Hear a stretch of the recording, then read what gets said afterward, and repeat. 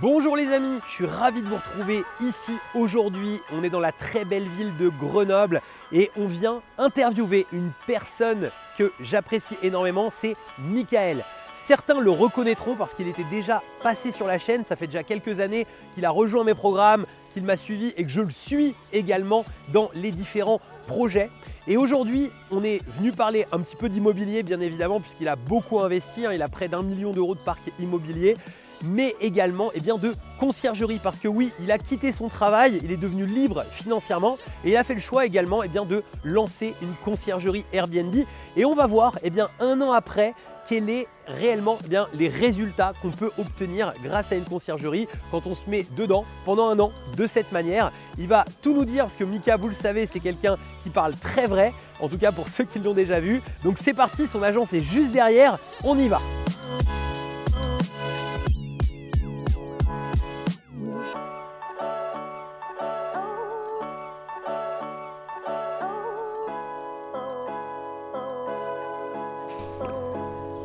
Bonjour les amis. Salut Loïc. Salut. Ça me fait super plaisir de vous voir, ça faisait longtemps. Bah ouais, Plaisir Carrément. partagé. Comment vas-tu? bien toi. Super, carrément, c'est trop beau chez vous les amis. Franchement j'adore. On a fait ce qu'on a pu. Ouais, carrément. Tu vas bien? Comment tu vas? Excuse-moi, c'est moi. Nickel, franchement ça… T'aimes bien la déco? Ah ben j'adore. Et les cadres là, franchement Ouais. c'est vraiment lourd. On a fait. C'est tes cadres, ça? C'est Ouais, fait toi. ouais, c'est la deuxième activité qu'on a lancée pour un petit peu de e-commerce, pour amener un petit peu de décoration aussi pour nos propriétaires et tout, leur amener un petit peu des choses. Ouais, c'est qualitatives. l'upsell en fait, le Ouais, proprio un petit peu. décor, t'as les tableaux à leur proposer quoi. Voilà, c'est ça. Trop Ouais, bien. ouais, c'est ça. Vous arrêtez pas les amis. On fait ce qu'on peut.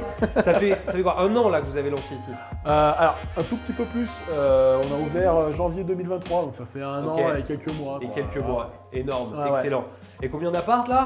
Une cinquantaine à peu près. Ça, vous devez avoir des trucs à me raconter. Ah, on en a pas mal. Il s'est passé beaucoup de choses depuis la dernière fois qu'on s'est vu. Carrément, carrément. Et Ouais. comment tu veux faire? Moi, je suis venu chercher plein de tips sur la conciergerie. Qu'est-ce que tu as mangé? Qu'est-ce que tu as appris? Tu vois? Eh ben écoute, ça tombe bien, on a des tips. Ouais, Donc on va aller visiter quelques apparts. bah ouais. Ouais. Ça fait plaisir. et Bah, vous donc, m'emmenez, ça c'est pourrait- parti les amis. Allez, en Allez, avant. trop bien. On va. Allez, go.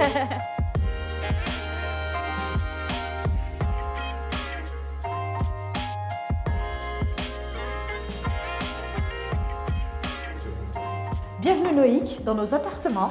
C'est magnifique avec la petite plaque et tout. Franchement, félicitations. On a Merci. pensé à tout. Génial. Je sais pas si tu te rappelles du coup, Je me souviens très à très bien. l'époque, t'avais un grand salon ici, t'avais une cuisine là-bas avec un barbecue à l'intérieur, c'était assez atypique. Et on avait une bibliothèque de ce côté-là, parce que c'était un écrivain, le propriétaire. C'est ça. Et quand tu partais par là, t'avais une pièce qui, on sait pas trop à quoi Il n'y elle avait pas servait. même de la difficulté à passer ici? Ah oui, bah Je regarde, crois, je me rappelle. on a mis le mur complètement à poil. Ouais, c'est ça. Là, on est vraiment on est sur le mur de la copro, donc on a gagné un bon 8 cm tu vois, sur la largeur. Ouais. Donc ça passe plutôt bien. J'adore Ici, le donc on a fait un appartement. Alors il y a un ménage actuellement dans l'appartement Qui est ici, ouais, ça bosse. On a créé ce mur parce que tu sais, c'était une pièce ouverte. Je sais me pas si tu te rappelle très bien, ouais, complètement. Voilà. Là, tu avais une cheminée. Ok. Donc on a enlevé la cheminée et on a fait du coup l'appartement dans le fond où il y avait la deuxième bibliothèque. Enfin, c'était un peu moche, il y avait la moquette par terre et tout. Mais tu avais, les 4 lits. Oui, Qui était oui, je super me posé. souviens très très bien des 4 lits, On les a effectivement. gardés. Voilà. Excellent. On les a D'ailleurs, gardés. je vois bien que l'automatisation est là.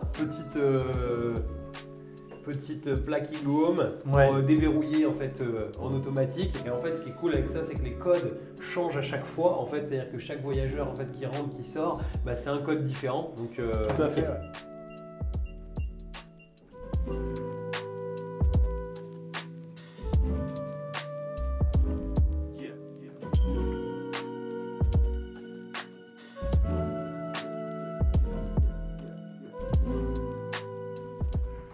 Donc tu vois Loïc, tu vas pouvoir voir le premier tips que nous on a mis en place pour la conciergerie, enfin pour en tout cas la location courte durée.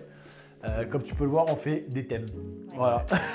Ouais, thématisé. Ouais, franchement, Ouais, là, appartement vraiment, c'est à thème, magnifique. Vraiment super joli. La table, j'adore. Vraiment super sympa. Bel investissement. Mm. Parce que Ouais. ouais, faite par un menuisier et tout, donc vraiment un truc qualitatif. Génial, franchement excellent avec le tonneau et tout, avec l'ensemble, c'est vraiment magnifique. Et tu vois une différence énorme sur les thèmes Ouais. Enfin, vraiment, tu te démarques. En fait, avec les thèmes, tu vas arriver. Bah là, tu vois, on est dans un thème petit chalet de montagne, voilà. Et avec les thèmes, tu arrives vraiment à te démarquer sur les photos. Les gens qui vont sur Airbnb voient ton truc, ils disent ah ça c'est original, c'est cool. Enfin, et quand ils arrivent dans les appartements, bah, ils adorent. Là tu arrives, tu as une table qui est ultra qualitative, tu as une déco qui est vachement à la fois chalet, à la fois un peu moderne. Tu vois, on a amené la touche un petit peu personnalisée où on a fait vraiment de la pierre un peu ciselée comme si Ouais, elle t'as avait presque toujours été l'impression là. que ouais, c'est ça, on a récupéré la pierre d'origine. Ouais, J'adore. alors On que a pas du tout. conservé, ouais, c'est ça, non, mais, Tu vois. franchement, j'adore. Mais tu sais que nous on a vu un truc aussi qui est fou, c'est que avec des appartements à thème, les gens s'en rendent pas compte, mais quand tu es même dans des villes presque ultra reculées, Ouais. en fait les gens là, vont même se mettre à se déplacer que pour le thème. Que pour le en vrai, thème, ouais. tu vois, Ouais, ouais, c'est vrai. effectivement. Mais c'est du lourd. Et en plus, ce qui est bien, c'est que des thèmes, vous en avez fait plusieurs. Je suis sûr que c'est un truc qui va rester aussi dans les autres apparts qu'on va aller voir. Ouais, Mais, chaque appart ouais. un thème en fait. Et Et je- les nôtres, hein. Après, quand on gère ceux Ouais. des clients, ils n'ont pas toujours fait des thèmes. Mais nous, en tout cas, on a fait vraiment, pour nous, c'est un vrai tips pour nous d'avoir mis des thèmes dans tous nos appartements. Tu as des thèmes différents. Et là, sur ton marché grenoblois, tu le vois, toi qui gères plein d'apparts différents, Ouais, dès que tu as un thème, boum. ouais, ça fait C'est une ça. vraie différence. Ouais, En fait, tu te démarques tout de suite. ouais. Tu lances l'appartement, tout de suite, il prend des réservations. Enfin, tu es d'accord avec moi ça... Ah oui, on voit tout de suite. Hein, Ça c'est match. la différence. Les apparts de clients que vous avez en gestion, ça démarre pas aussi vite, quoi. Ceux qui n'ont pas de thème, Ouais. qui sont pas ultra beaux, ils démarrent plus doucement en règle générale. Ils démarrent un peu plus doucement que ceux qui ont un thème. On en avait un dans le type un peu industriel, un grand loft, vraiment typé industriel, un peu pop art, la déco et tout. Et lui, il a cartonné tout de suite. Enfin, on l'a mis en ligne, il a pris une réservation de 3 mois dans la foulée. Enfin, un truc. Énorme. Excellent. Ouais. Excellent. Donc, Et j'adore ce que vous avez fait aussi à côté, parce que d'ailleurs, je pense qu'on a peut-être les images qu'on pourra intégrer de comment c'était avant, parce que comme on était venu filmer, je pense qu'on va peut-être pouvoir les c'est retrouver. ça. Et en tout cas, super bien avec les petits lits et tout, c'est vraiment super sympa. C'est ce qui nous a inspiré le thème ici. Mm. En fait, quand on a acheté l'appartement, il y avait un grand lit en bois massif, 4 lits superposés, parce que c'était le lit des petits-enfants. Et en fait, on s'est dit, bon, ce truc-là, on n'a pas envie de le casser, on n'a pas envie de le jeter. Qu'est-ce qu'on peut en faire, quoi? Comment on fait un truc un peu atypique avec ça? Donc, le seul lit double qu'il y a, c'est le canapé lit dans cet appartement, c'est ce qui Ok. est très particulier. Ok. Et après, tu as 4 lits simples là-bas dans la chambre en superposé. On l'a remis au goût du jour parce que si tu retrouves les images, c'était des rideaux en arlequin, c'était un peu toutes les couleurs, c'était un petit peu dans son jus. Et là, on a refait un truc beaucoup plus qualitatif. Rien que les rideaux, déjà, ça a coûté Ouais, un petit j'imagine. billet. Un petit Ah bah oui, tout billet. est sur mesure. Ouais. Mais par contre, le résultat, il Mais est le là, quoi. résultat, il est là. Ouais. Excellent. Le résultat est là, on est super content et tu vois, on a essayé de respecter un maximum les codes. Tu vois, l'ambris pour le chalet, la vieille. Et tu fais quoi? Appel à décoratrice intérieure, toi, chez toi, ou Alors, c'est vous Pour les nôtres, décoratrices C'est vous nous. les décoratrices? Ouais, Ah ouais. bah, bravo, bravo. On va voir l'appart suivant? On y va. Allez, c'est En avant. parti. Ok. Ouais. Toi, je crois que tu as un petit rendez-vous. Oui, je dois y Donc, aller. moi. tu nous abandonnes? Ouais, je vous laisse. Bon. Et puis, bonne Bah, visite merci à d'être toi. venu avec nous, ça m'a fait super plaisir. Les gens de la Carrément. conciergerie. Carrément. Ouais, je te revois tout à l'heure quand même. Ça Je te fais pas de marche. bisous tout de suite. Allez. Allez, bon courage.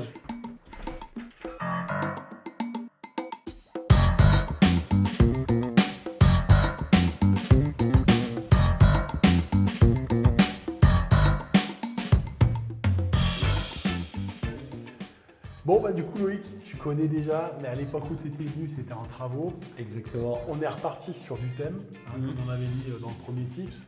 Donc là, on est dans un immeuble, au rez-de-chaussée, il y avait un cinéma à l'époque. Donc là, maintenant, c'est devenu une supérette casino. Excellent. Ah, donc pour faire des courses, c'est top. Au moins, c'est au pied de l'immeuble, exactement. Et donc on est parti, tu vois, comme si tu allais dans une salle de cinéma, salle 1 ou salle 2. Excellent. Et en fait, pour amener encore un peu plus on va dire de crédit à tout ça, on a mis un sous-thème dans chaque appartement. Donc salle 1, tu vas avoir des films Star Wars, et salle 2, tu vas avoir des films Harry Potter. Tu vois. Excellent. Alors, on est resté discret sur les sous-thèmes, parce que Ok. le but c'était vraiment de faire salle de cinéma. Donc Ouais. encore une fois, on a, Ouais, il y a on des remis petits les clins verrous d'œil, en connectés, Hop. Ouais, verrou connecté normal. On rentre comme ça, tranquille. voilà. Et là on arrive du coup dans l'appartement. Allez, au top. Ah, excellent. Voilà. Excellent. Ouais, donc là, on reconnaît bien le noir, le rouge. Du cinéma. On a un peu de briques pour faire le quai 9 3/4 de Harry Potter. Alors là, j'ai mis un ventilateur de fortune là, l'été dernier. Il faut que je le change parce que celui-là, il est cassé. Donc, Ah, ok. Voilà, il faut que je l'échange. Ouais, t'as mis des beaux écrans. Voilà, on a mis des beaux écrans pour la taille des appartements. Les sous-thèmes, bah, tu vois, on a mis des trucs un peu qualitatifs. Un petit vif d'or, une chouette Edwige. Voilà, des petits bouquins là-haut. Voilà, on a fait le vraiment... griffon d'or. Ouais, voilà, le griffon d'or. Là, j'ai un tableau qui est tombé, qui s'est cassé, donc il faut que je m'en refasse un. Ok. Que je vais mettre en place. Mais voilà, on est reparti sur du thème, encore une fois, hein. un petit peu sympa. Et puis voilà. Après, moi, j'ai un deuxième tips à te partager qui peut être super sympa pour les propriétaires, surtout en ce moment, avec l'augmentation de l'énergie et tout ça. Le deuxième tips, c'est que, par exemple, sur la ville de Grenoble, il y a des sociétés qui se sont mis en collaboration avec la métro. Et ils te proposent 100% gratuitement d'installer des dispositifs sur tes radiateurs électriques. Bientôt, ils le proposeront pour les climatisations. Et en fait, le truc, il vient se connecter à ton radiateur. Et toi, à distance, tu peux contrôler la température dans le logement, couper le radiateur si tu vois que... Excellent, ouais. Donc si tu as les femmes de ménage, par exemple, qui sont passées comblées et de couper tu le radiateur, couper, bim. hop, toi, tu vois qu'il n'y a pas de réservation, tu coupes. Si tu vois que le mec, il a mis 30 degrés et que, à un moment, il ne faut pas abuser quand même, il aura assez chaud à 22, et tu peux redescendre à 22, mettre un petit... Tu peux me prévenir, par exemple, parce que c'est un compte par personne. Ouais. Tu vois, je peux pas m'amuser à prendre 150 comptes moi-même. Ouais. Les propriétaires peuvent mettre un petit message en disant ils étaient à 30 degrés, j'ai rebaissé à 22 parce qu'il y a de l'abus. Est-ce que vous pouvez mettre un petit message pour leur dire d'arrêter de monter à 30? Et ça, c'est gratuit, ça. 100% gratuit, Excellent. payé par la métro. Donc là, tu es en train de mettre ça en place dans ces apparts-là. Ouais. C'est commandé. Le 8 avril, je l'installe sur mon radiateur. C'est compatible avec tous les radiateurs électriques, quel que soit le modèle, même le vieux grippin, tout marche. Excellent. Et même sans gratuité, franchement, c'est un bon truc à mettre en place. Alors, plus à proposer aux proprios, en fait, tout simplement, mais effectivement, économiser d'énergie et tout. C'est un petit plus que tu peux leur proposer. Alors, quand tu arrives à l'avoir gratuitement, c'est encore mieux, évidemment. Oui. Mais même si c'est pas gratuit, là, aujourd'hui, tu vois, un studio comme ça, là, sans. Moi, je me suis fait un rappel, je suis pris un rappel de facture d'électricité sur ces deux studios-là. Ouais. À la base, j'avais mis 75 € pour anticiper par studio d'électricité, parce que chauffage électrique, plaque électrique, tout électrique, j'ai pas de gaz. J'avais tout mis en électrique. Et je me suis pris un rappel. Alors, j'avais pas fait de déclaration moi-même, j'avais pas fait de relevé de compteur pendant un an. Donc si tu veux, je me suis pris l'équivalent d'un rappel de 1200 € sur l'année, quoi. Allez, boum. Ouais. C'est bien. Ouais. Donc, alors 1200 € pour les deux, Ouais. ce qui me fait 50 € de plus par appartement, ça m'a fait à 125 € par appart. Et moi, je passais des fois, parce que j'habite à côté, alors j'ai déménagé, mais j'habitais juste à côté. Et moi, je passais parfois en hiver. Et j'avais les mecs, ils avaient la fenêtre ouverte. Et quand je venais après à l'état des lieux sortant, ils étaient à 30 degrés sur le radiateur. Des fois, c'est vrai que c'est la vérité d'Airbnb, c'est abusé. Ouais. Certains sont moins respectueux. Il y en a qui génial sont... avec le truc connecté. Et avec ton truc T'es au connecté, top, tu le verrouilles. tu c'est verrouilles, parti. voilà. Et en fait, tu peux même programmer. Là, tu peux même Ok. programmer en disant je veux que ça chauffe de telle heure à telle heure à telle température. Tu dis aux gens ne touchez pas au radiateur, c'est programmé, vous allez chauffer de telle heure à telle heure. Si vous avez besoin de chauffer plus longtemps, parce que vous êtes toute la journée dans l'appartement par exemple, merci d'envoyer un message sur Airbnb, on vous programmera le chauffage toute la journée pour que vous n'ayez pas froid dans la journée, quoi. Génial. Et en fait, tu peux vraiment faire ça à distance et ça t'évite d'avoir Ouais, toutes puis ça ces représente quand même un peu surfactures, d'argent, quoi. Effectivement, sur les volumes, c'est quand même pas mal. J'aime bien, c'est marrant. Ce petit lustre aussi est sympa. Non, franchement, vraiment sympa ici. Encore un thème Harry Potter, discret en fait, c'est ça. C'est que tu as le cinéma et franchement, vraiment cool, quoi. Tu vois, pour le souci du détail, je sais pas si tu te rappelles quand tu étais jeune, mais tu avais des gros rideaux un peu velours. Là, tout à fait, exactement. Et tu as même mis les petits rideaux velours. Et on a mis vraiment effectivement. On a mis vraiment du rideau velours et tout pour vraiment ramener ce côté cinéma. Excellent, un peu excellent. Cocooning, quoi. On passe au prochain? Allez, au c'est suivant. parti, on y va les amis. Ce téléphone n'arrête pas de sonner, j'en peux plus.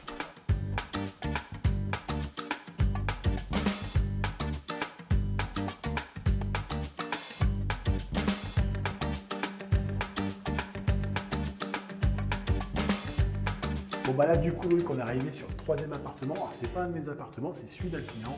Okay. On est sur un autre type de thème, même si on reste sur un thème. C'est plus pour les amoureux, tu vas voir. C'est plutôt classe.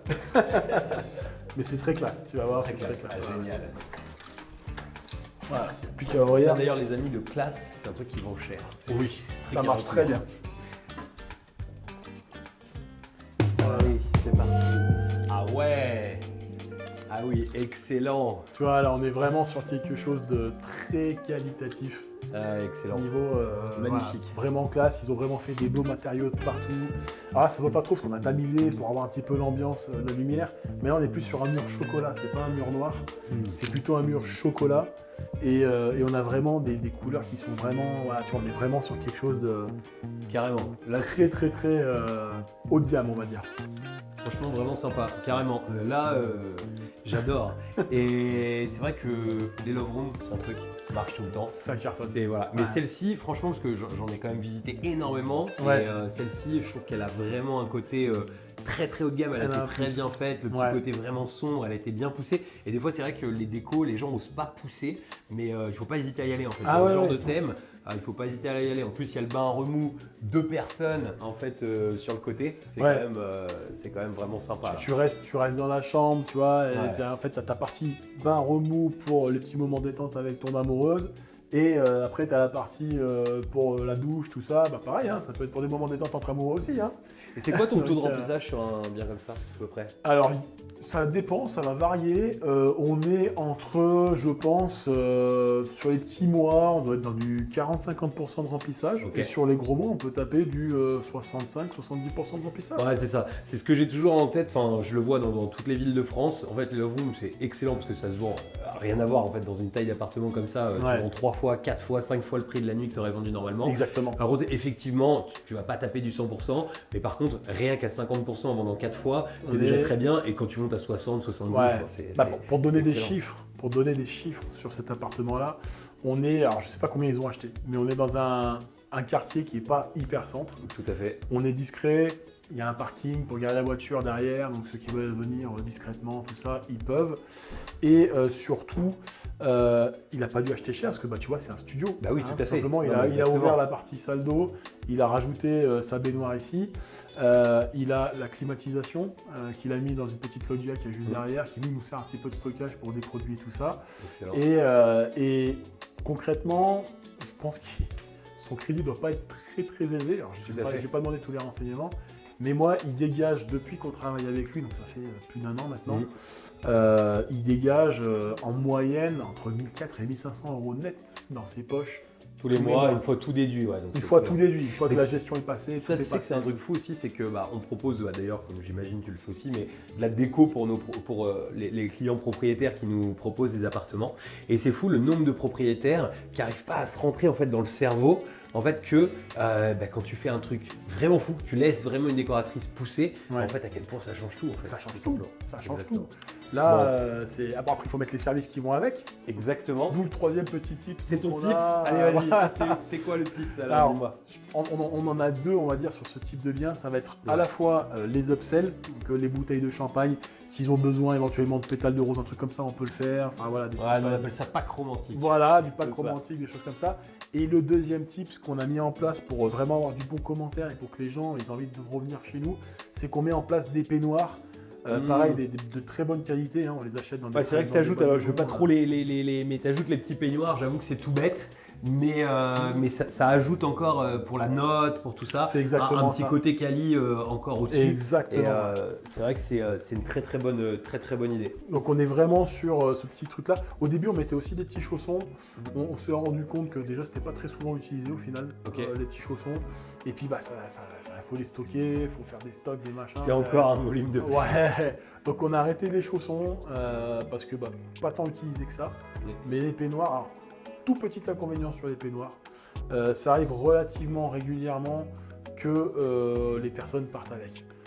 Donc, alors soit on leur demande de les ramener à l'agence, on leur Ouais. dit vous nous les ramenez à l'agence et puis c'est bon. Ouais, parce qu'en plus souvent il y a beaucoup de clientèle un peu locale des Ah, fois dans ce genre de c'est de très produits. local comme C'est ça, clientèle. c'est On a l'avantage. parfois des étrangers. Une fois, j'ai Ouais, eu tout à une fait. semaine complète à plus de 150 € la nuit. Énorme, Une semaine complète par des Allemands.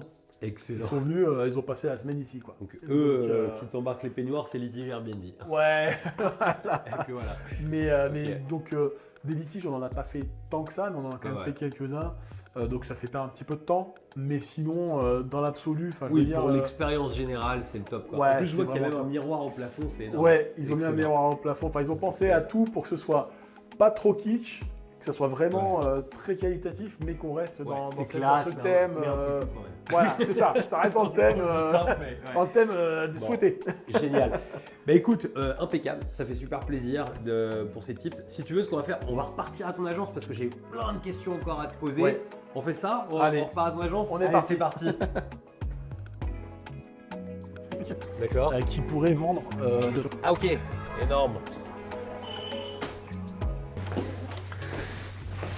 Bon bah, nickel, on est bien chez toi. Et en plus, le canapé, on a fait en sorte. Le canapé confort en plus. On les a tous testés. On a été de partout, on s'est assis sur tous les canapés, on en voulait un confortable. C'est marrant parce qu'hier soir, tu m'as dit un truc, tu m'as dit il faut que les clients ils se sentent bien dès l'instant où ils s'assoient chez moi. C'est une très bonne manière de C'est exactement ça. Ouais. On veut qu'ils soient autant dans le confort quand ils viennent à l'agence, qu'ils viennent se poser, qu'ils boivent un petit café en attendant qu'on ait le temps de s'occuper d'eux si on n'est pas disponible tout de suite, que quand ils sont dans les logements qu'on gère. Quand ils vont se coucher, on veut qu'il y ait du confort. On veut qu'il y ait du confort partout. Excellent. Alors, on va parler évidemment conciergerie. On l'a vu déjà, tu as quelques tips à nous donner. On va continuer à te questionner. Mais je voulais revenir un tout petit peu sur ton parcours. Parce que là, on voit la belle agence, on voit, je veux dire, tu vois, les cadres de trucs, etc. Mais finalement, ça existe pas depuis très très longtemps. Non. Tu as lancé ça il y a combien de temps? Alors, la société de conciergerie, on l'a ouverte en mai 2022. Ok. Et l'agence en soi, on l'a ouverte le 2 janvier 2023. Ok, excellent, excellent. Donc en fait finalement au moment où on fait cette vidéo, à peu près depuis un an, tu as cette agence, enfin un petit peu plus d'un an, tu as cette agence en ici. Physique, ouais. Ok. Et toi en fait, alors sur ton parcours, t'as pas démarré par la conciergerie, tu t'es mis au Airbnb autrement. Nous on s'est rencontrés, je sais plus, 2019, voilà. Donc 2019, tu as commencé l'investissement immobilier. Est-ce que tu peux nous en parler un petit peu? C'était quoi ton leitmotiv de départ en fait pour dire je vais faire de l'IMO? Pourquoi tu as rejoint en fait une formation à cette époque-là et qu'est-ce que tu faisais dans la vie aussi? Ouais. Alors bon, pour ceux qui n'ont pas forcément vu les premières vidéos qu'on a fait ensemble, du coup il y a peut-être en 2020, je crois que c'était les vidéos. Moi à la base, j'ai été gendarme, donc j'ai été gendarme pendant 17 ans sur la région parisienne dans un premier temps, et ensuite je suis revenu dans la région parce que je suis originaire de Grenoble. Donc je suis revenu dans la région de Grenoble parce qu'on a eu des enfants, qu'on voulait se rapprocher de la famille et tout ça. Et c'est vrai qu'en fait au bout d'un moment, on voulait arrêter tout ça, avec des enfants. Bon, chacun voit midi à sa porte, il y a des gens qui restent jusqu'à la fin, même avec des enfants, mais moi, ma famille, c'est mon leitmotiv. Les mettre à l'abri, autant financièrement que dans la sécurité, c'était vraiment mon objectif principal. Et donc, je cherchais une porte de sortie à la gendarmerie, à savoir que, en fait, en gendarmerie, on est dans le confort. Hein, c'est loyer, on est logé par la gendarmerie. On a un salaire qui est confortable, parce que moi, au bout de 17 ans, je touchais dans les 2400 € une fois qu'on m'avait pris les charges et tout ça, parce qu'on a des petites charges quand même sur le loyer. Plus par contre, 2400 € plus finalement un logement, donc c'est quand même un truc qui est, surtout quand tu as des enfants. Voilà. Surtout que moi j'étais dans un secteur où le logement n'était pas donné de base, donc c'est comme si je gagnais 3600 € je pense par rapport au logement que j'avais, peut-être 3400 €, 3400 € peut-être l'équivalent. Donc c'est très confortable. Ton salaire, tu sais qu'il va tomber, tu sais que tu vas jamais être à la rue parce que tu as un toit sur ta tête qui est là, tant que tu es gendarme, c'est là. Tu as cette sécurité-là. Sauf que j'ai eu pas mal de problèmes de dos du coup en 2019, fin 2018, début 2019. Gros problème de dos, hospitalisé en hôpital rhumato. Et donc là, je découvre, alors je l'ai déjà raconté dans d'autres vidéos, mais je vais le refaire. Je pense qu'il y en a qui l'ont pas forcément entendu. Voilà, c'est ça. Donc je suis dans mon lit d'hôpital, j'ai rien à faire, donc je suis sur YouTube. Et là, je vois la tête de Loïc sur une vidéo et qui dit oui, si tu veux gagner ta vie avec l'immobilier. Et là, la première chose que je me dis, parce que moi j'avais investi comme un débutant avant, en 2014, et je mettais 650 balles par mois de ma poche tous les mois. Et je dis mais comment tu peux vivre de l'immobilier si tu passes le tiers de ton salaire dans ton crédit quoi. Enfin c'est juste pas possible. Et je me dis c'est quoi ces pigeons qui croient à ces trucs là. Donc je mate la vidéo en me disant mais comment ils se font arnaquer les gens. Et là je finis la vidéo et je me dis alors soit je suis un gros pigeon, soit j'avais vraiment rien compris à l'immobilier à la base.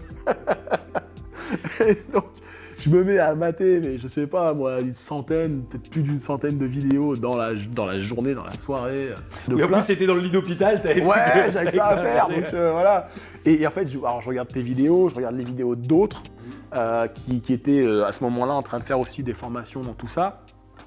Et ça a plus matché avec ta personnalité, puisque du coup j'ai décidé de partir sur ta formation parce que je sentais quelque chose de différent en tout cas chez toi que chez les autres, qui me correspondait plus. Et j'ai eu de la chance, j'ai eu une grande chance, c'est qu'à ce moment-là tu faisais encore les rappels toi personnellement. C'est ça. Exactement. Et sans ça, je pense que j'aurais été difficilement convaincu de prendre la formation. Mais du coup, je t'ai eu au téléphone. Ouais, je me souviens, c'est moi qui ai fait ma vente. Ouais, c'est toi qui as fait ta propre vente. Exactement.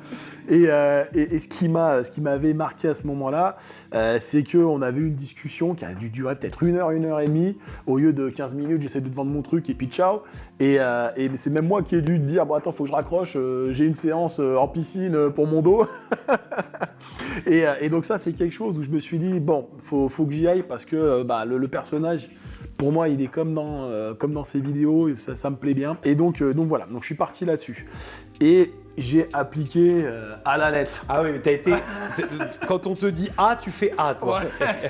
Ouais, j'étais militaire. Ouais, donc, mais très bien, très bien. voilà. Et c'est même souvent un souci, c'est que des gens veulent se faire coacher. Et puis, en fait, derrière, quand ils mettent en place, en fait, ils se mettent à changer la moitié du concept. Ouais. Et du coup, forcément, il y a un moment, s'il y a un concept qui a été pensé, en général, c'est pas pour rien, quoi. Et puis je pense que là où il faut être un tout petit peu humble, c'est que tu peux changer le concept, mais quand tu as 50 boutiques derrière toi, tu as ton expérience, tu te dis, ah, ça je pourrais le faire beaucoup mieux, je pourrais l'optimiser. C'est ça. Mais tu as bouffé 1 an, 2 ans, 3 ans, 5 ans derrière d'avoir fait déjà ce qu'on t'a appris. Même principe en gendarmerie par exemple, enfin, je veux dire, j'ai appris des trucs à l'école gendarmerie. Moi c'était 10 mois à l'école, pendant 10 mois je suis sorti de là, je pensais que j'étais un champion, j'arrive dans le monde réel et je suis une... Ouais, c'était dur. Dire le mot. Voilà. Et donc, je reste nul pendant, je sais pas, bien 5 ans. Alors, tu penses que t'es bon, hein, à chaque fois, à chaque étape, tu penses que tu deviens bon. Mais c'est quand t'as les 15 ans de boutique que tu dis, ouais, j'étais vraiment pas bon. Ouais. Donc, les erreurs étaient là, ouais. Ouais, voilà, c'est un peu l'idée. Et donc, l'expérience, forcément, après, tu peux. Mais c'est vrai que moi, j'arrive, j'ai un mec, pour moi, c'est un expert en IMO. Qui a déjà du recul. Moi, je voulais faire de la courte durée, donc en plus, tu vendais vraiment une formation pour automatiser tout ça, et voilà. Et moi, c'est ce qui m'intéressait niveau rentabilité, mais surtout, c'est ce qui m'intéressait. Étant gendarme, je voulais pas avoir je pouvais pas me faire un deuxième métier à côté, c'était pas possible. Voilà. Donc, on est parti là-dessus, et donc moi, j'ai appliqué à la lettre, parce que je me disais, moi, j'étais nul en immobilier, je m'en suis rendu compte en regardant toutes les vidéos. Et je me suis dit, maintenant, il faut que j'applique à la lettre le truc. Et donc, j'étais encore à l'hôpital et j'ai ma première autorisation de sortie sur un week-end. Et entre le moment où j'ai pris ta formation et le moment où j'ai fait ma première visite, ça s'est fait sur le week-end de permission entre deux semaines d'hospitalisation, tu vois. Excellent. Donc, je sors pour le week-end, j'avais organisé 3 visites. Déjà, j'étais en mode... T'étais à fond, ouais. Ouais, je me rappelle, t'étais à fond. Ouais. Je suis un peu un fonceur. Et c'est bien, c'est bien. Ouais, je suis un peu un fonceur. Je prends des risques parce que j'ai compris aussi une chose, c'est que ta réussite dépend des risques que tu prends aussi. C'est-à-dire que moins tu prends de risques, moins tu vas aller vite, moins tu vas aller loin. Tout à fait. Voilà, donc après c'est des risques. Et puis quand tu prends des risques et que tu te loupes, en fait t'apprends de ouf en vrai. Parce que, exactement. Alors tu peux limiter les risques avec l'immobilier. Hein. T'as une façon de prendre des risques qui est un peu différente. Mais oui, parce qu'il y a prendre des risques et être fou. Ouais, c'est-à-dire c'est que, ça. Par exemple, je le vois malheureusement, je vois des fois des gens acheter des appartements. Après, derrière, ils disent ah, mais je suis pas rentable. Bah oui, mais en fait, est-ce que tu as appliqué tes 3 règles de base? C'est-à-dire, est-ce que tu es rentable déjà si tu le loues à l'année?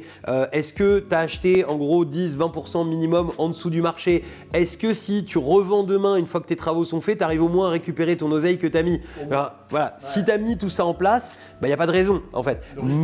Voilà, tu prends un risque, c'est sûr, mais par contre, ton risque est quand même beaucoup plus limité. Tu vois, typiquement, en appliquant la formation à la lettre, bon, déjà en placement premium, tu le sais, tous mes appartements sont en hyper centre de Grenoble. J'ai acheté une surface de 200 mètres carrés à 1700 € le mètre carré, là où ça se vend à 3500 € le mètre carré. Moins 50. C'est ça. Voilà, donc Moi, j'ai acheté 2020, novembre 2020, le crédit pour le dernier investissement que je fais, c'est celui-là. Et parce que, du coup, on va dire pourquoi après, je ne peux pas réinvestir avant un petit moment. Tout à fait. mais du coup, le dernier investissement que je fais, c'est celui-là. Et en fait, le Covid passe par là, l'immobilier est monté en flèche en post-Covid. Les gens, ils ont fait n'importe quoi, ils ont vendu à des prix exorbitants, c'était n'importe quoi. Et là, ça redescend en flèche. Sauf que moi, même en redescendant en flèche, si je vends demain, je fais encore une plus-value. Exactement. Non, exactement. Ça, tu peux te permettre de prendre un moins 30 demain, tu seras encore en plus-value, effectivement. Voilà, c'est exactement ça. Le secret de bien acheter. Mais c'est vrai que c'est marrant, tu sais aussi, il y a plein de gens qui me disent ah non mais ça existe plus, ça se trouve plus. Mais en fait, moi j'ai commencé l'investissement immobilier, le premier en 2000, je sais plus si c'était 2008 ou 2009, j'ai toujours un peu de mal avec les dates, mais en gros c'est ça. Et en fait, je me souviens déjà qu'à ce moment-là, on me disait ah non mais des bonnes affaires, ça se trouve pas, tu vois, c'est fini, c'était avant, tu vois. Et puis finalement, 15 ans après, on me dit toujours c'était avant, tu vois. Bah oui, c'était avant, mais la très très bonne affaire, c'était avant. T'achetais il y a 30 ans à Paris, aujourd'hui tu faisais un x20. C'est ça. Exactement. Ouais, la très très bonne affaire, c'était avant. Là, tu peux les rejoindre. Mais les bonnes affaires, elles existent toujours, elles existeront toujours. Et puis là, tu peux en refaire. Parce que là, l'immobilier descend, il va remonter un moment. Quand il descend, c'est là qu'il faut acheter. Même si tu achètes à 5%, tu peux, quand les crédits redescendent, les taux d'intérêt descendent, tu renégocies ton crédit, tu te retrouves avec un crédit qui est largement en dessous, et puis quand tu vas revendre beaucoup plus cher parce que du coup les taux sont plus bas et tu t'y retrouves en fait. Il faut penser long terme en immobilier. Dans la pierre, il faut penser long terme.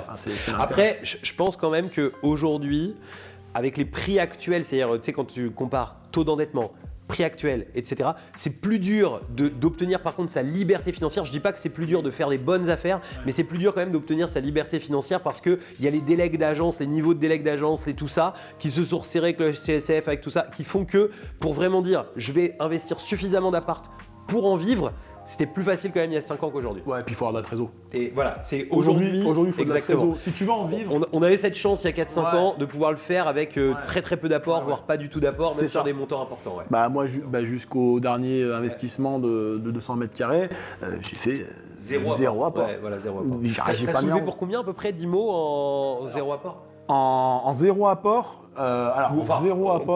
en tout, j'ai soulevé, entre le moment où j'ai pris ta formation et novembre 2020, j'ai soulevé plus d'1 million d'IMO. Ouais, voilà. Donc en fait, en un an, t'as soulevé pour 1 million d'IMO, quoi, en gros. En un an et demi. Ouais, en un an et demi, c'est ça. Si on compte le temps de formation. Ouais, c'est ça. Parce que j'ai commencé mon vraiment premier compromis en juin 2019. Donc de janvier à juin, j'ai fait des recherches.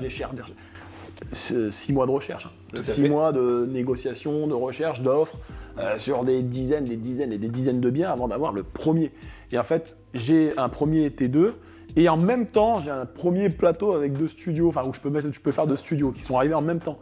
Financement de ces deux-là, 112 000 d'un côté et 171 000 de l'autre, si je me rappelle bien des sommes. Donc on est déjà à quasiment 300 000 euros. Dans la foulée, donc vraiment peut-être 2 mois après, j'ai la nana qui me vend le plateau qui me dit il y en a un autre, même prix, avec un garage en plus parce qu'il vend le garage avec, parce qu'il a dû avoir un garage pour transformer ça en habitation, enfin bref. Et elle me dit là, ça coûte tant. Alors moi avec les travaux, tout ce que j'ai prévu c'était 200 000 euros, donc on est déjà à 500 000 balles à peu près pour arrondir. 202 000 euros si je me rappelle bien, donc 500 000 euros et là je me dis bon, je prends une petite pause le temps que ça tourne, voilà, et je m'emmerde le soir chez moi dans mon lit, hop, je me fous sur le bon coin et je tombe sur une annonce 208 mètres carrés à 399 000 euros.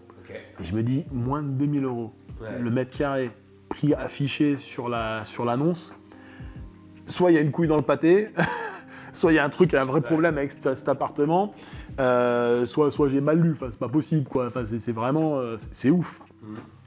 Et donc j'appelle, complètement par hasard, j'ai pas envie d'acheter, j'appelle par hasard parce que je me dis bon c'est quand même, ça va être chaud parce qu'il va y avoir des travaux et tout, voilà. Et donc j'appelle et je tombe sur l'agence et là la nana me dit alors oui, il est un peu atypique, en fait l'appartement est en carré autour de la cage d'escalier. Dans ma tête, je me dis, comment je divise un truc pareil pour faire plusieurs apparts dedans. Bon, J'ai dit écoutez, c'est pas grave, on organise une visite. Parce qu'à ce Je vais aller voir au moins. À ce prix-là, c'est mort, je suis obligé d'y aller. Ah, c'est ça.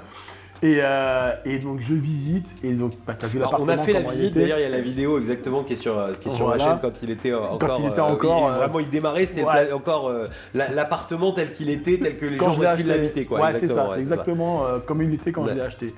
Et on avait légèrement commencé les travaux, je crois. Il y a eu deux trucs de pété dedans, rien du tout, vite quoi.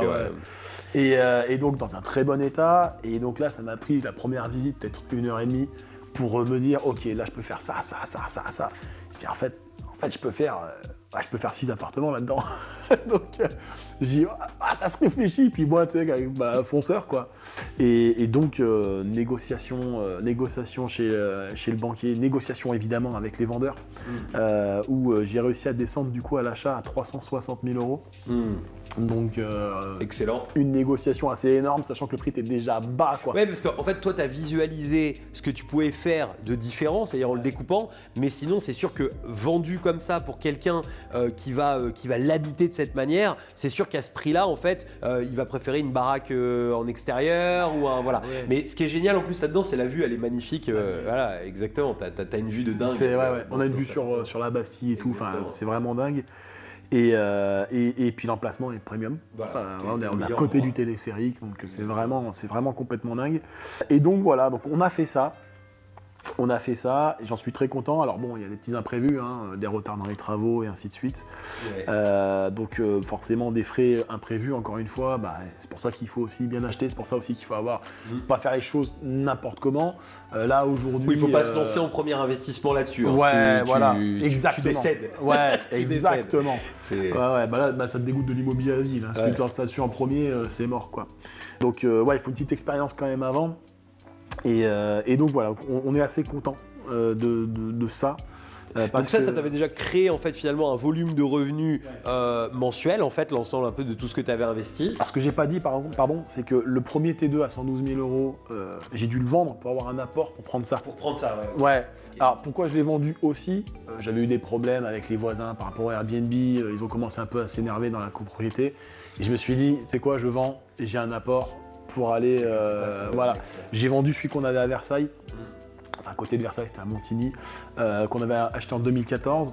Et en fait, tout ça, là, ça m'a fait 60 000 euros, ça m'a fait 33 000 euros d'apport pour le projet et un peu d'argent de cash. Pour les meubles, les travaux, les choses comme ça. C'est important aussi de toujours penser en fait à comment je récupère du cash, parce que la trésor, c'est quand même un truc quand on est entrepreneur, quand on est investisseur, c'est tout le temps le nerf de la guerre, quoi. Et pour la petite histoire, le T2, on a fait 30 000 euros de plus-value, après impôt, on s'est mis 20 000 dans les poches. Ouais. Oui, donc tu as gagné de l'argent Airbnb, tu l'as vendu pas longtemps après et il te restait encore 20 000 dans les poches tout simplement un an après. Donc génial, excellent. Donc, et c'est comme ça qu'il faut penser. C'est vrai que quand, c'est tout le temps comme ça qu'il faut penser, c'est comment je gagne de l'argent, comment je fais de la marge. Parce que l'erreur principale que je vois la plupart du temps, c'est j'achète un peu au-dessus du marché, mais c'est pas très grave parce que je vais faire du Airbnb. Là, t'es mort en fait. On est d'accord. Alors, du coup, j'aimerais bien qu'on aille sur justement comment t'as quitté ton travail en fait, parce que moi je me rappelle que tu me parlais de plan avant de quitter ton travail, tu me dis bon, j'ai encore 2 ans, j'ai ce projet qui se termine, ça va faire tant, enfin c'était très carré, très timé, et d'un coup tu m'appelles et tu me dis bon j'ai quitté plus tôt que prévu. Bon dans la vie on fait jamais ce qu'on a prévu, ça faut le savoir. En fait plusieurs événements, mais on va dire celui qui a déclenché le départ précipité, c'est le Covid. En 2020, il se passe ce qui se passe, mais en 2021 vient l'obligation de se vacciner pour les militaires. Okay. Alors c'était pas une obligation comme pour les soignants, c'est-à-dire que c'était pas genre tu refuses, on t'enlève ton salaire et ciao. Ouais. C'était tu refuses, on te mute dans un placard à 5 heures de route de chez toi juste pour t'emmerder. Parce que du coup on veut que tu te fasses piquer, donc on te fait peur en te disant tu veux pas, 5 heures de route.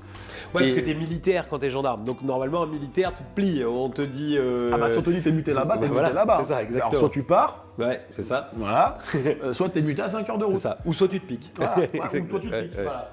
Et donc moi je vois arriver une nana au secrétariat qui a refusé la picouse et qui se retrouve à 5 heures de route de chez elle, hein, parce qu'elle arrive au secrétariat chez moi, mais elle était à 5 heures de route à la base.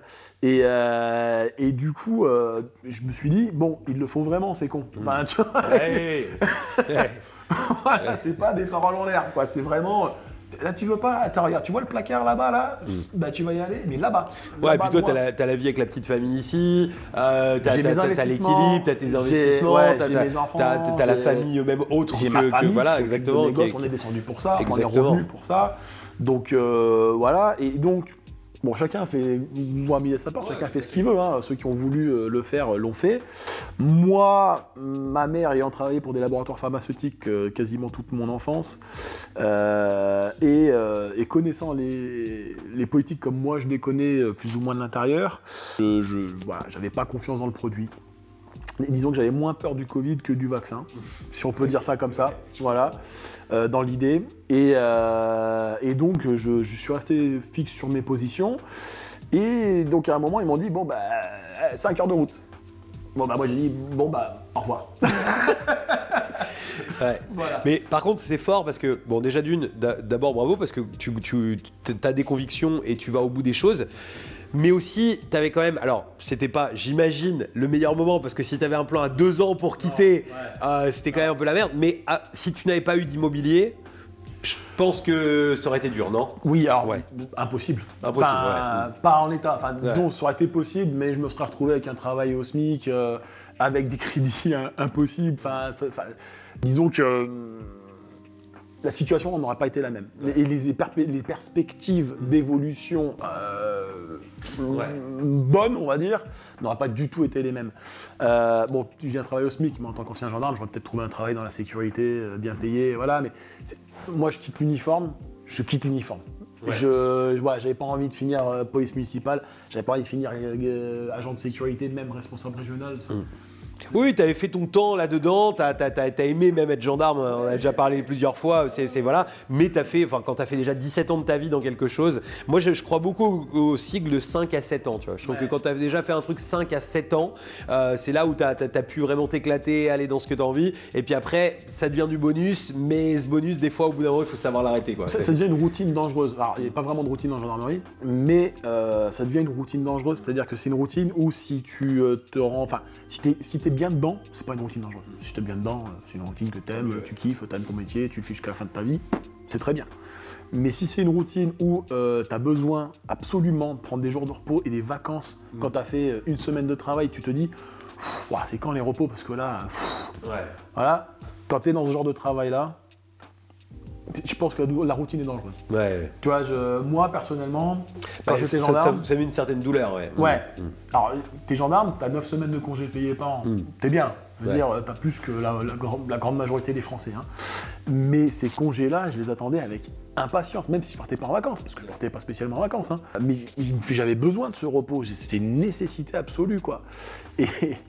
Et depuis que j'ai quitté la gendarmerie, je peux travailler 24/24, mais alors, je m'en fous, quoi. Enfin, là, je ressens pas, ça fait depuis janvier 2023 qu'on tient la boutique, je travaille, enfin même depuis mai 2022 qu'on a fait la conciergerie, je travaille n'importe quel jour, n'importe quelle heure, je suis d'alerte 7 jours sur 7, 24 heures sur 24. Ouais, mais t'es en train de faire déjà un truc pour toi et en plus t'es amoureux de ce que tu fais en fait. Et je ressens pas le besoin de prendre des jours de repos. C'est En ça, fait. je comprends. Et je prends mes repos dans la journée, j'ai 2 heures à rien faire, je vais passer 2 heures à décompresser. J'ai pas quelqu'un derrière qui me dit hop, la mission là. C'est moi qui me dis ça à moi-même. Ouais, Tu c'est vois, ça, exactement. c'est parce que j'en ai envie. Donc c'est En fait, vraiment est-ce qu'on autre peut parler chose. d'une forme de libération en fait, un peu de... Oui. Ouais. Bah, comme je te l'ai dit hier soir, quand j'ai quitté, j'ai comme un poids qui s'est enlevé de mes épaules. Et ce poids-là, je l'ai porté pendant 17 ans sans m'en rendre compte. Et t'es dedans, tu t'en rends pas compte. Mais quand tu quittes et t'enlèves ce truc-là, là tu fais « Oh ! Ah ouais, c'est ça la liberté !» Mais t'es pas vraiment libre, hein. T'es tributaire de tes clients, voilà. Mais c'est la liberté malgré tout. C'est-à-dire que c'est très difficile. L'entrepreneuriat, si je peux passer un mot, c'est très dur. Voilà. Il faut avoir les reins solides, il faut surtout avoir un mental d'acier, il faut croire en ce que tu fais pour aller au bout de ce que tu fais. Parce que j'avais vu ça une fois sur internet, une sorte de courbe de l'entrepreneur là, où tu as l'optimiste qui connaît pas, qui est méconnaissant, on va dire. Après tu as le pessimiste parce qu'il commence à connaître un peu la difficulté, et bon voilà, mais bon, ça devient un peu compliqué. Et après tu as la zone désertique là où tout le monde abandonne là. Et après tu commences à être l'optimiste qui commence à connaître, donc parce que ça commence à marcher, tu commences à avoir de l'argent, et après tu as le succès. Et ben là, ce truc-là, celui-là, il fait mal. Il fait mal. Ouais, il fait mal au mental. Hein. Il est, tu vois, financièrement aussi, ça peut être compliqué. Mais on se sent, moi je sais pas ce que tu en penses, mais moi je me sens vivant tous les jours. En fait, moi le truc que j'ai, c'est que avant, pour moi, quand j'ai touché des fiches de paye dans ma vie, je vois ça comme, tu sais, une piqûre qu'on te fait tous les mois. C'est-à-dire qu'en fait, on te fait ta piqûre, et en fait, oui, des difficultés financières, parfois il en arrive. Oui, il y a des choses qui vont pas, et ça fait partie quelque part du jeu.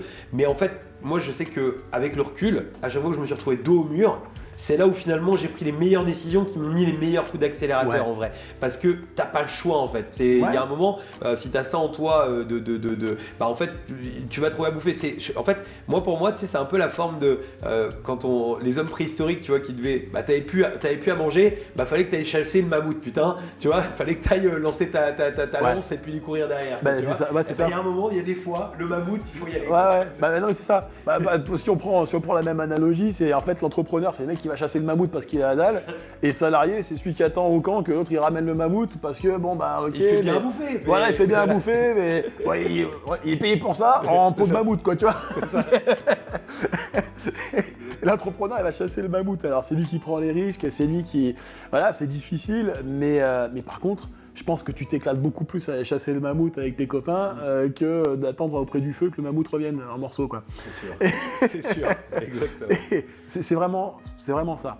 C'est vraiment ça. Et bon, donc on part du coup de la gendarmerie beaucoup plus tôt que prévu, parce que moi je voulais partir été 2023, et donc j'ai quitté. Alors pour être très honnête, j'ai quitté décembre 2021.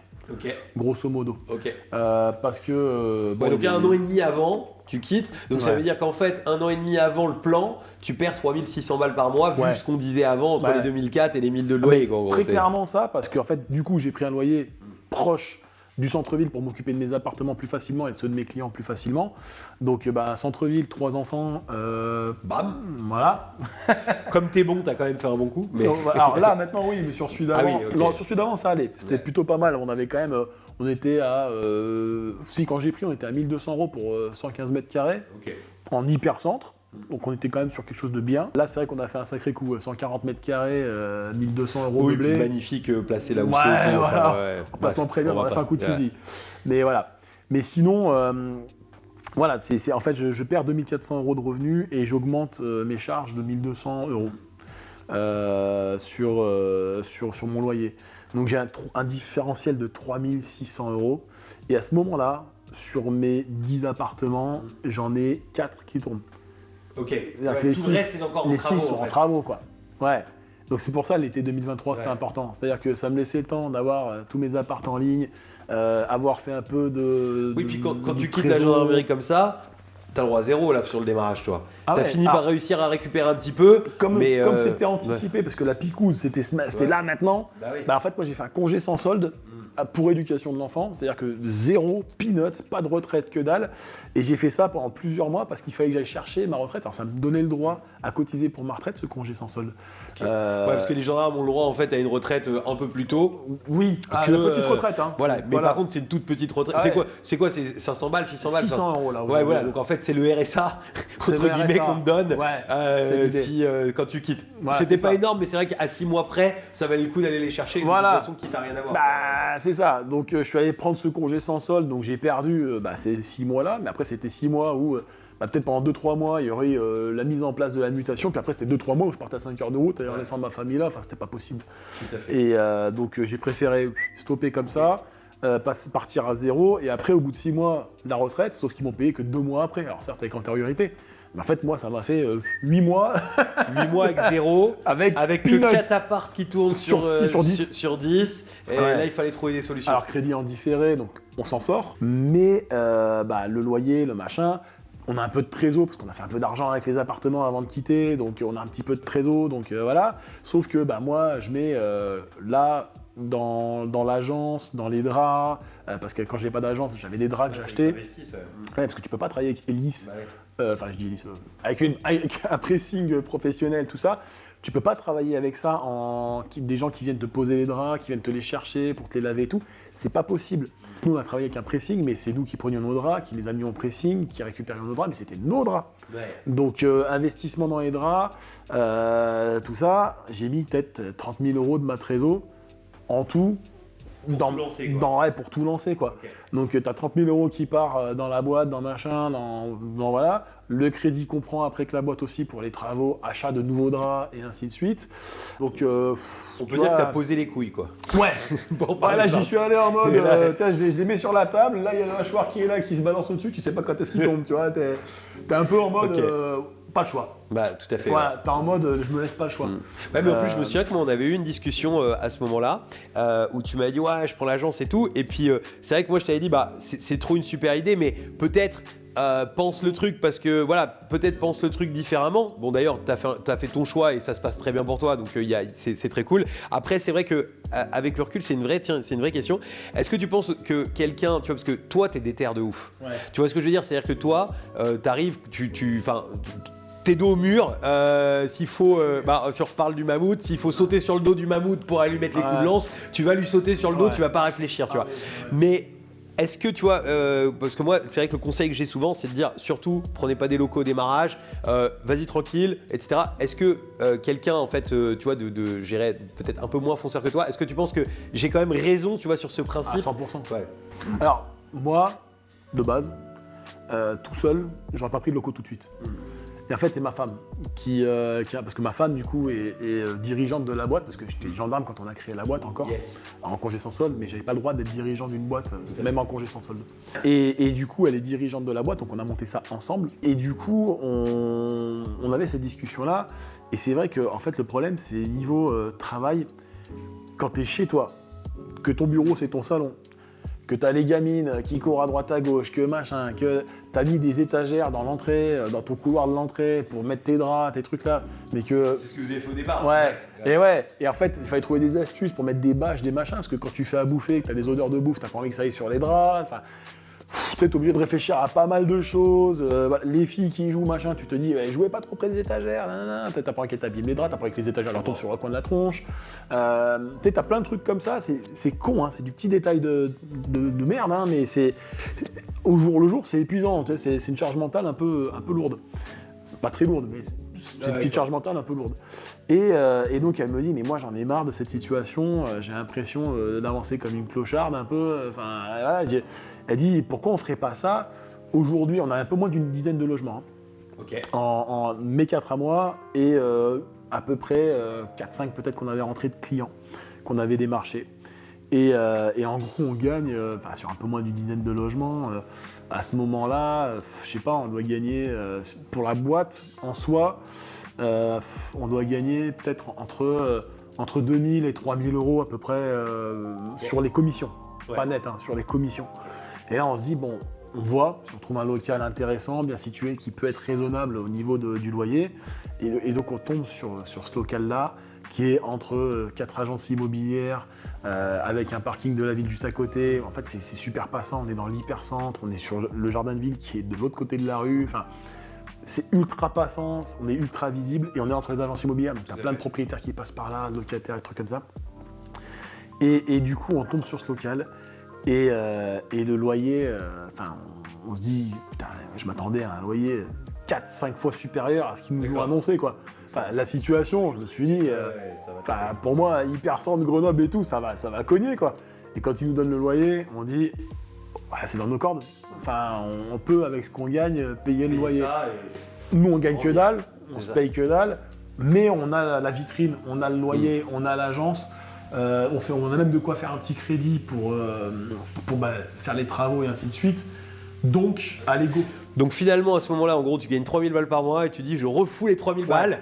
Et j'y vais, on met un loyer, on fait des travaux, on prend un crédit pour faire des travaux à l'intérieur, je réinvestis et c'est parti quoi. Excellent. En fait, moi, tout ce qu'on gagne depuis le début, tout ce qu'on gagne avec la boîte repart dans la boîte. Ouais, tu fais regrandir en fait à chaque fois, regrandir en fait la structure quoi. On teste des trucs, comme je t'ai dit, on avait pris un accompagnement pour nous aider là récemment. On a testé tout et n'importe quoi. Sur internet, on fait sur les réseaux, on essaie de faire des trucs. Si on voit que ça marche bien, on recommence. Si on voit que ça marche pas, on en fait d'autres.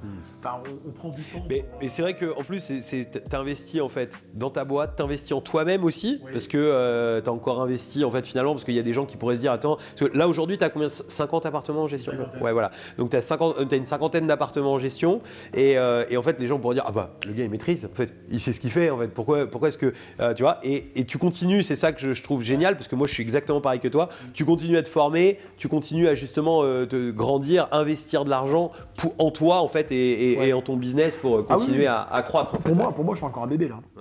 C'est-à-dire que je pense que pour le commun des mortels, je suis un expert dans mon domaine et je pense être plutôt bon en expertise sur la colocation courte durée Grenoble et même en région parisienne actuellement, parce qu'on a ouvert aussi la région parisienne. On commence à être vraiment bien, c'est-à-dire que moi si je te donne un tarif, si je te dis tu vas gagner tant à peu près, ça va se louer à peu près tant ton appartement à tel endroit par mois et tu vas faire à peu près tant de remplissage, je suis dans le vrai à 95% quoi. Ouais. À moins tu me disais, tu concurrençais PriceLabs tout le temps. C'est ça. En fait, à chaque fois que je donnais un prix, après j'allais sur PriceLab et j'étais dans le prix quoi. Tu vois, j'étais vraiment dans le truc. Ouais, tu connais très bien ton marché. Ouais, je le connais très bien. Je le connais très bien et surtout, je suis passé par toutes les étapes. Je suis passé par l'automatisation perso avec ta formation. Tout à fait. Ce qui m'a aidé à lancer ma conciergerie. Tout à fait. Concrètement. Ah oui, parce que j'ai vu, tout est appliqué. Ah oui. On rentre dans les logements, il y a les codes, il y a tout. J'ai reçu, parce que forcément, en venant ici, j'ai booké chez toi. Et effectivement, tout est là. Ton livret d'accueil, les codes sont envoyés en automatique, tout. En même temps, ce ne serait pas possible de gérer 50 appartements. Parce que vous êtes, en gros, il y a toi, il y a ta femme, et en gros, vous êtes 3. Quoi. Ouais, on a un alternant. Donc ça fait 2-3 quarts, 2,5, 2-3 quarts, on va dire. Et après, j'ai des prestataires. J'ai Laurine qui m'aide énormément, qui est un petit peu notre bras droit, mais qui est en prestataire, qui n'est pas là tous les jours, mais elle bosse quand même pas mal de chez elle tous les jours, évidemment. Et après, on a nos femmes de ménage et on a un gars qui nous fait l'apport de linge, les états des lieux, ainsi de suite. Enfin, voilà, on a des prestataires après. Mais dans la boîte, employés ou qui travaillent à plein temps dans la boîte, c'est ma femme et moi, et comme en alternance, qui sommes là. Et après, le reste, c'est que de la prestation. Et Laurine, bien sûr, qui est quasiment à plein temps, mais en prestation. Et du coup, ça fait une petite équipe quand même par rapport au travail qu'il y a. Parce que faut pas croire, c'est beaucoup de travail. Et donc là, si tu veux, je suis en train encore de me former sur d'autres choses pour essayer d'améliorer l'expérience voyageur et d'améliorer aussi la gestion en temps. Alors, en fait, je veux qu'avec la même équipe, là aujourd'hui 50 appartements, on s'en sort très bien avec cette équipe-là. On peut monter sans problème. Mais si j'arrive à 100 appartements en l'état avec ma façon de fonctionner aujourd'hui, il va me falloir 1 ou 2 gars de plus. Enfin, gars ou nana évidemment. Mais il va me falloir 1 ou 2 personnes de plus dans la boîte. Moi, ce que je veux, c'est arriver à doubler mes logements avec la même équipe. Donc j'ai besoin de structurer tout ça, de rechanger pas mal de choses, ça va demander beaucoup de travail. C'est complètement possible, moi je te le dis. À ce que je vois de ce que exactement, il y a plusieurs choses, on en parlera, qui sont complètement à mettre en place. Mais en fait ce que je vais te donner je pense que c'est intéressant que je te donne un peu, tu vois ce que je pense. Alors déjà félicitations pour ce que tu as fait. Franchement, c'est magnifique. Enfin, vous me mettrez dans les commentaires ce que vous en pensez, mais je trouve que même le logo, tout, l'agence, elle est magnifique, elle donne très envie. Il y a un niveau confiance en fait qui est là, qui est vraiment là quand tu viens. Il y a des choses que tu as pensées avec comme tu es en fait, c'est-à-dire avec le meilleur service, c'est-à-dire en te disant qu'est-ce que je peux apporter en fait de mieux aux gens. Et ça, c'est une très bonne manière d'aller, mais c'est vrai que pour le scale, et c'est un peu une erreur que nous aussi on a fait, c'est-à-dire que pour le scale, à un moment, en fait, le trop de service fait que c'est trop d'humain. Et trop d'humain fait que... Et ça, c'est un virage qu'on a fait à un moment où on s'est dit, il y a des choses qu'on a redonnées. Par exemple, un truc tout bête, c'est qu'aujourd'hui, le linge, 400 appartements, je ne vois jamais un morceau de linge. Tu vois, je ne sais pas, enfin tu vois, c'est-à-dire que il y a personne enfin ça rentre pas dans des bureaux à moi, ça rentre pas dans une blanchisserie, je paye ni rien. On a réussi en fait à faire en sorte que ce soit les prestataires de ménage qui gèrent 100% du linge. Ouais. Le morceau, il est gigantesque en fait tu vois, qu'on a réussi à enlever. Je dis pas que c'est ce qu'il faut que tu fasses, c'est un peu différent si tu es en local, etc. C'est une autre manière de. Mais tu vois, il y a plein de petites choses comme ça où effectivement, comme tu dis, tu prends ton process, tu le prends, tu le coupes en deux, tu dis ça c'était une chose, bah, il faut qu'on fasse table rase et qu'on le modifie quoi. Moi je te rejoins à 100% là-dessus, si tu veux scaler, t'as pas le choix. Ouais. Le linge, c'est une des plus grosses problématiques de la conciergerie. Déjà ça coûte cher, en plus il faut du stockage. Là moi j'ai 50 appartements, une cinquantaine d'appartements, j'ai la chance d'en avoir une demi-douzaine à Paris, donc c'est 100 en moins ici on va dire, mais là t'es passé derrière, il y a déjà pas mal de linge et ça représente un tiers de ce que j'ai en stock. Bah oui, forcément. Parce que j'en ai qui sont au salle, j'en ai qui sont dans les appartements, et là j'en ai un tiers ici qui est en stock ici, enfin qu'il y en a qui sont à pressing pardon. Un tiers au pressing, un tiers dans les appartements et un tiers en stock ici, grosso modo. Et le problème, c'est que nous, comme tu l'as dit, on veut faire vraiment du qualitatif. Notre plage à nous, c'est vraiment de faire du haut de gamme, autant au niveau de la disponibilité, de la réactivité, que sur la qualité des appartements qu'on va proposer et surtout sur le couchage. On a pris des draps en satin de coton, qualité d'hôtellerie 4-5 étoiles, les serviettes, même principe. Ah oui, on dort super bien chez toi. Voilà, l'idée vraiment, c'est, moi, je me vois mal déléguer à des femmes de ménage, sauf si j'ai une pleine confiance en elles, parce qu'il y en a sur la Love Room qu'on gère par exemple, c'est totalement délégué à ma femme de ménage, okay. le linge. Mais t'as vu, quand on a quelqu'un de confiance, on peut se permettre de le déléguer. C'est ça, on est d'accord. C'est exactement ça. Tout à fait. Et mais moi, pour me mettre en confiance, il me faut quelques mois. Tu vois. Et du coup, tu vois, par exemple, demain, j'ai quelqu'un qui me dit « Ah, le ménage a été mal fait », je regarde qui a fait le ménage. Si c'est Aïcha, c'est une de mes nanas qui fait le ménage, une de mes équipes, si c'est elle, je vais mettre en doute plutôt la parole du voyageur plutôt que celle parce que tu de la ma. Connais très bien et tu sais comment elle bosse. Ouais. Du coup, je vais poser des questions, je vais demander d'envoyer des photos, je vais machin, parce que moi, je sais comment elle bosse elle. Tu vois, et c'est vrai que quand j'arrive à ce niveau de confiance-là, je peux laisser les draps. Je me dis, si elle me dit qu'elle va faire les draps nickel, elle va me les faire nickel. Mais moi, les draps, ils sont repassés. Alors, tu as des tâches propres, comme sur tous les linges d'hôtel. Alors, les hôtels de luxe, évidemment, ils vont racheter les draps dès qu'ils ont des tâches propres. Moi, je ne suis pas encore au niveau des hôtels de luxe, je ne suis pas non plus à 8 000 € la nuit. mais si tu veux, par rapport à tous les hôtels un peu haut de gamme, du 4-5 étoiles, bah, tu peux avoir des tâches, ce qu'on appelle les tâches propres. Donc ça arrive. Mais sinon, je ne peux pas me dire, je vais laisser ça à une femme de ménage qui travaille avec moi depuis 1 ou 2 mois. Elle va peut-être me faire le linge, mais peut-être qu'elle ne va pas le repasser. Peut-être qu'elle ne va pas faire attention à certaines tâches, à mettre ça comme ça. Je te disais pas non plus voilà. Non, mais je te parle de mon raisonnement. Je parle de mon raisonnement. Voilà. C'est sûr qu'il faut quelqu'un de confiance, il faut avoir fait un certain volume de contrôle sur cette personne, 100% d'accord. Voilà, c'est ça. Moi, en fait, à mon niveau, je ne peux pas scaler comme toi parce que pour moi, ça, c'est quelque chose de très important pour moi où il va falloir que j'arrive à faire quelque chose pour moins gérer tout ça. Mais tu vois, il faut d'abord que je rentre du chiffre. Avec ce chiffre, je vais prendre quelqu'un qui va s'occuper exclusivement de mes draps. Je n'enverrai plus la couleur des draps. Mais de toute façon, c'est effectivement, ces solutions, ça peut être chez les prestats, ça peut être délégation à une personne spécifique dont tu as la pleine confiance et tu te dis, bah, je le fais que. Enfin, tu as plusieurs solutions. Et puis de toute façon, je disais ça, c'était pas.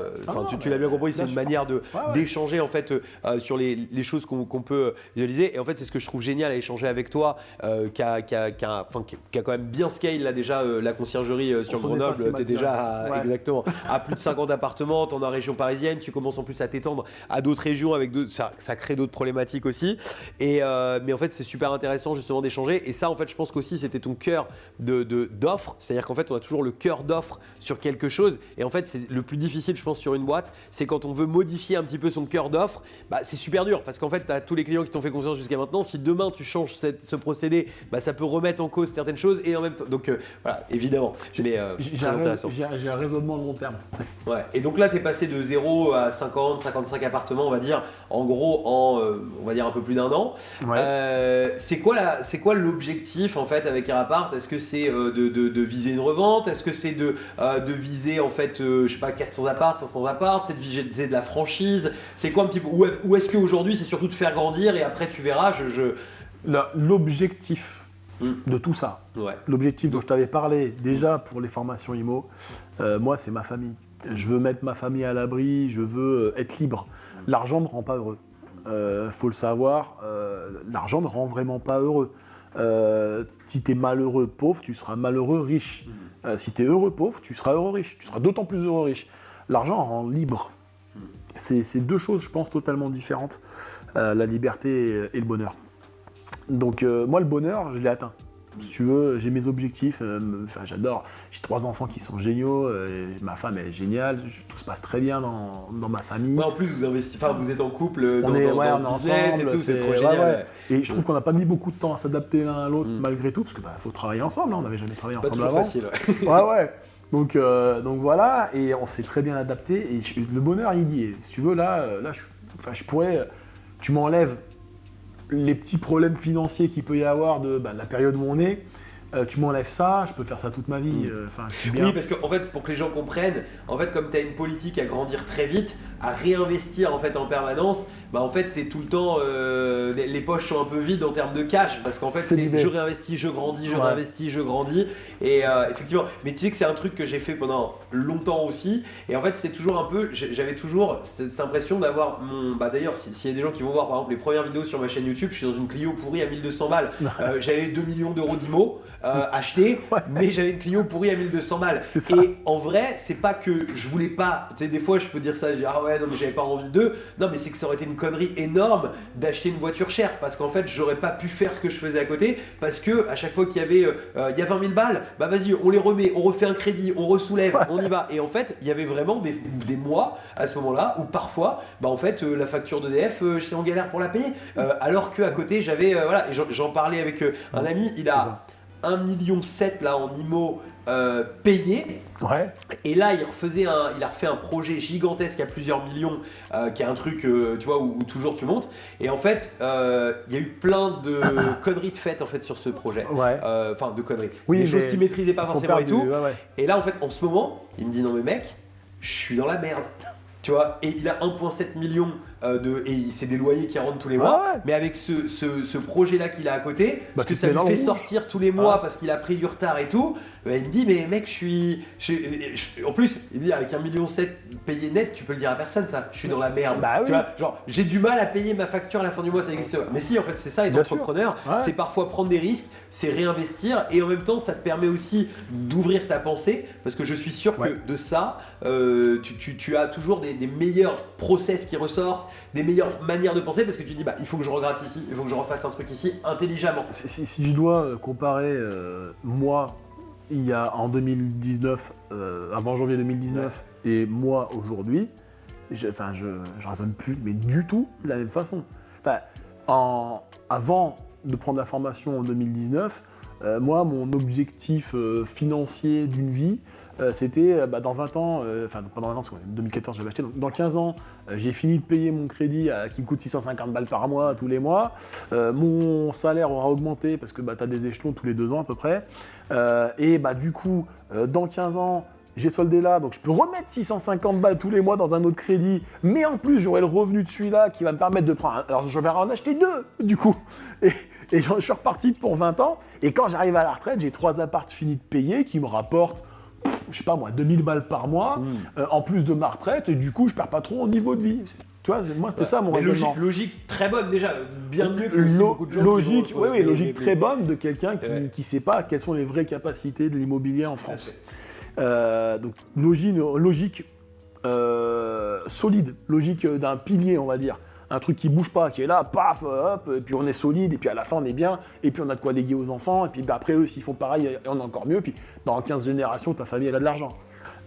Et je découvre le monde tel qu'il peut être avec l'investissement rentable, Et après l'entrepreneuriat, parce que c'est le 2.0 un peu l'entrepreneuriat de l'investissement. Tout à fait. Tu commences par l'investissement, tu vois que ça va pas assez vite pour toi. Bah, l'investissement te met une assise financière qui te permet aussi de pouvoir, parce que ce que tu fais aujourd'hui, si tu n'avais pas investi dans l'IMO en amont, peut-être que tu n'aurais pas quitté aussi vite le travail, peut-être que tu vois, je serais parti à 5 heures de route d'ici. Voilà, c'est ça. Tu vois ce que je veux dire? C'est-à-dire que j'aurais pas eu ça, j'aurais pas eu mes 10 apparts, j'en aurais pas eu 4 en ligne à ce moment-là, j'aurais refusé la picouse et je serais parti à 5 heures de route. C'est ça. C'est-à-dire que. D'avoir 3-4 apparts de base, c'est déjà un premier truc qui permet, qui permet de dire j'ai un peu de revenus tous les mois. Ouais. Moi, c'est quand j'ai eu ma première chute d'entreprise, c'est parce que j'ai pu faire un stop crédit, que j'avais, je sais plus, je crois que c'était 1400 ou 1500 euros qui tombaient du coup de loyer que j'avais sur ces apparts-là. C'est ça qui me permet de ne pas retourner en fait salarié suite à cet incident de parcours. Parce que je m'en sors avec ça, je survis un peu, je vends la BM, le truc, je reprends une Clio et puis je vends à tout le monde autour de moi que la Clio c'est la voiture la plus géniale du monde pour m'auto-persuader moi aussi, tu vois, parce que quand tu baisses de régime, attention, c'est pas toujours simple vis-à-vis de l'image des autres. Comme ma bagnole hier. Exactement, mais génial, mais j'adore. Mais moi quand je t'ai vu avec la bagnole hier, j'ai fait mais c'est normal qu'ils réussissent. Parce qu'en fait, quand tu es prêt à vendre la bagnole que tu avais acheté un peu à crédit, quand tu es salarié et tout ça, quand tu fourgues la voiture, moi c'est un truc, tu vois, j'ai 2 membres qui ont vendu leur voiture pour rejoindre les conciergeries clés en main, pour dire je vais payer ma conciergerie. Ouais. Mais putain, mais je sais qu'ils vont arracher le game. Il n'y a aucun souci. Quand tu es prêt à faire ça mentalement, racheter une bagnole à 2000 balles après sur le bon coin à la place de ta BM ou de ton truc, même il y en a un, c'est pas une BM pour autant, tu vois, c'était une voiture assez moyenne. Ouais, mais quand tu as ce mental-là, après t'es inarrêtable en fait. Bah oui. Enfin, je veux dire, j'ai 3 enfants, je roule en Skoda Fabia de 2010. Tu vois, enfin, je veux dire. J'adore. T'inquiète, j'avais 3 gamins avec ma Clio. Tu vois, donc c'est pareil, c'est génial. Alors je pars plus en vacances. Bah ouais. Tu vois, mais de toute façon, j'ai pas les moyens, donc pour l'instant. Donc voilà. Mais j'ai pas les moyens. Mais ce qui est énorme, j'ai pas les moyens, mais je gagne. Enfin, je crois que mes appartes, je dois faire. Que je te dise pas de bêtises, là j'en ai 8 en ligne, j'en ai encore 2 qui sont pas finis avec les retards de travaux et tout ça. Je crois qu'à titre perso, je dois gagner, je sais pas, 6 000, 7 000 euros peut-être avec mes apparts. Ouais. Oui, mais tu es en réinvestissement en fait permanent. Ouais. Mais ça, je pense qu'il y a des gens qui verront la vidéo qui ne comprendront pas. En fait, qui diront mais attends, comment le mec il peut avoir 6-7 000 ? Comment il peut avoir 50 appartements qui en gros. Mais en fait, ce qu'il faut comprendre, c'est que si aujourd'hui, t'arrêtais tout. C'est-à-dire tu dis, moi en fait, ce que j'ai là, ça me va. Ouais. Je me stoppe, je veux dire, tu as... Demain, je ferme la boîte, ou je la vends, qu'importe. Non, mais même en la gardant. En la gardant, mais en disant, j'arrête de la faire monter en fait. Ouais. J'arrête d'investir pour la faire monter. C'est-à-dire que je prends pas ma retraite, mais je me dis, je suis net tous les jours quoi. Ouais. Et c'est sûr et certain que tu as un niveau de vie qui n'a rien à voir. Mais je peux même aller plus loin que ça, c'est-à-dire genre même j'arrête la boîte. Genre demain j'arrête la boîte, j'ai même pas la boîte. Ouais. J'ai juste mes apparts. Je dis je fais mes ménages la semaine, je me prends un prestataire le week-end pour me garder mes week-ends, je prends un prestataire quand je pars en vacances et je me fais plus de 10 000 euros par mois. Enfin plus de 10 000 euros par mois net hein. J'ai payé mes crédits, j'ai payé mes machins hein. Il faut savoir que demain je décide de tout stopper là, de plus m'emmerder avec une société. Je décide que je fais mes ménages la semaine, parce que les ménages c'est très lucratif hein, en Airbnb. Ma femme de ménage gagne bien plus d'argent que moi, il faut le savoir. Donc si tu veux, je prends les ménages à sa place sur juste mes appartements à moi, sur mes 10 à moi. Je fais ça, j'habite juste à côté en plus, donc c'est parfait.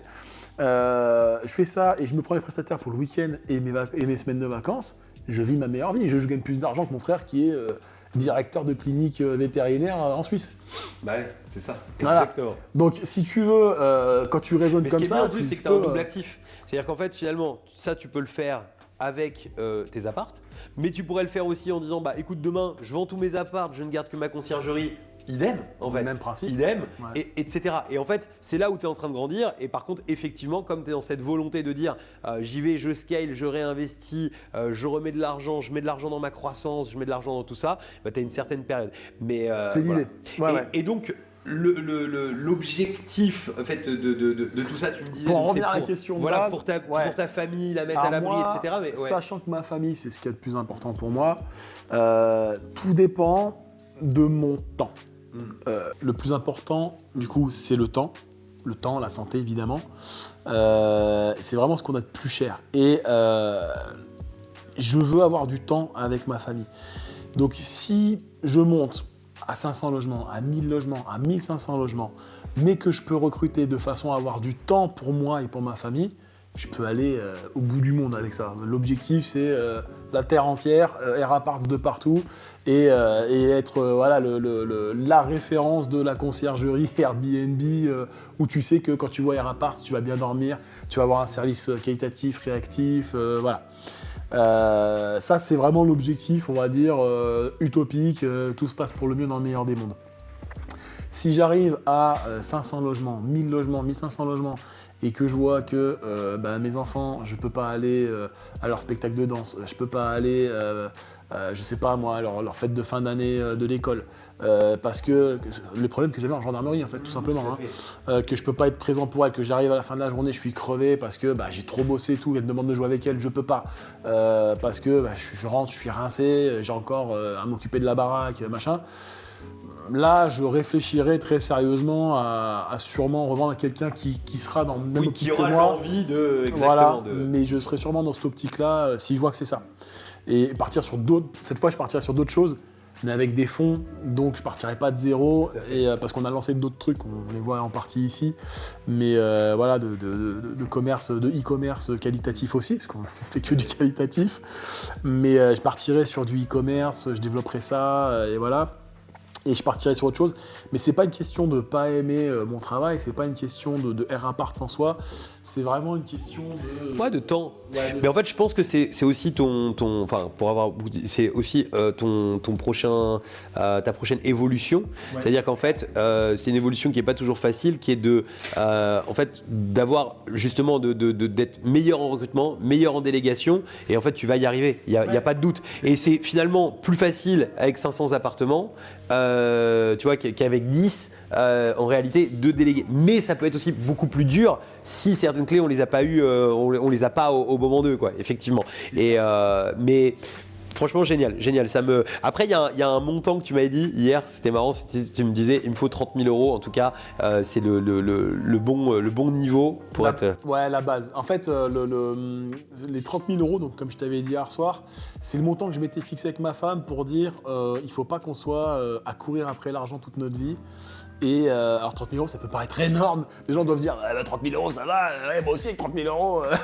C'est ça. Je vois bien les gens comme ça devant leur écran dire ça. Non, mais il y a un vrai truc derrière parce que c'est les parents, c'est pas un truc intérieur de dire. Voilà, c'est pas je veux avoir 30 000 €. Non, c'est en gros l'idée c'est de me dire je fais tout ça, mes parents vieillissent. Je veux pas les mettre en EHPAD parce que déjà j'ai des amis qui travaillent en EHPAD et tout ça, et les conditions pour les personnes qui y sont pour moi ne sont pas du tout celles que je veux pour ma famille. Et donc moi j'aimerais pouvoir leur faire un accompagnement où ils peuvent rester chez eux jusqu'à la fin de leur vie. Si jamais ils ont besoin d'aide, je veux pouvoir leur payer les aides et tout ça. Et ça va vite coûter 3 000 € par personne. Et donc moi j'ai ma mère, mon père et ma belle-mère. Qui sont 3 personnes pour moi, pour qui je serais prêt à mettre ces 3 000 € par personne. Donc ça peut vite monter à 9-10 000 € par mois si les 3 en ont besoin à la même période, au même moment. Et donc déjà, moi sur les 30 000, il y a 10 000, c'est pour ça. Et après, je veux 10 000 pour ma famille, on est quand même 5. Je veux que mes enfants fassent un métier passion.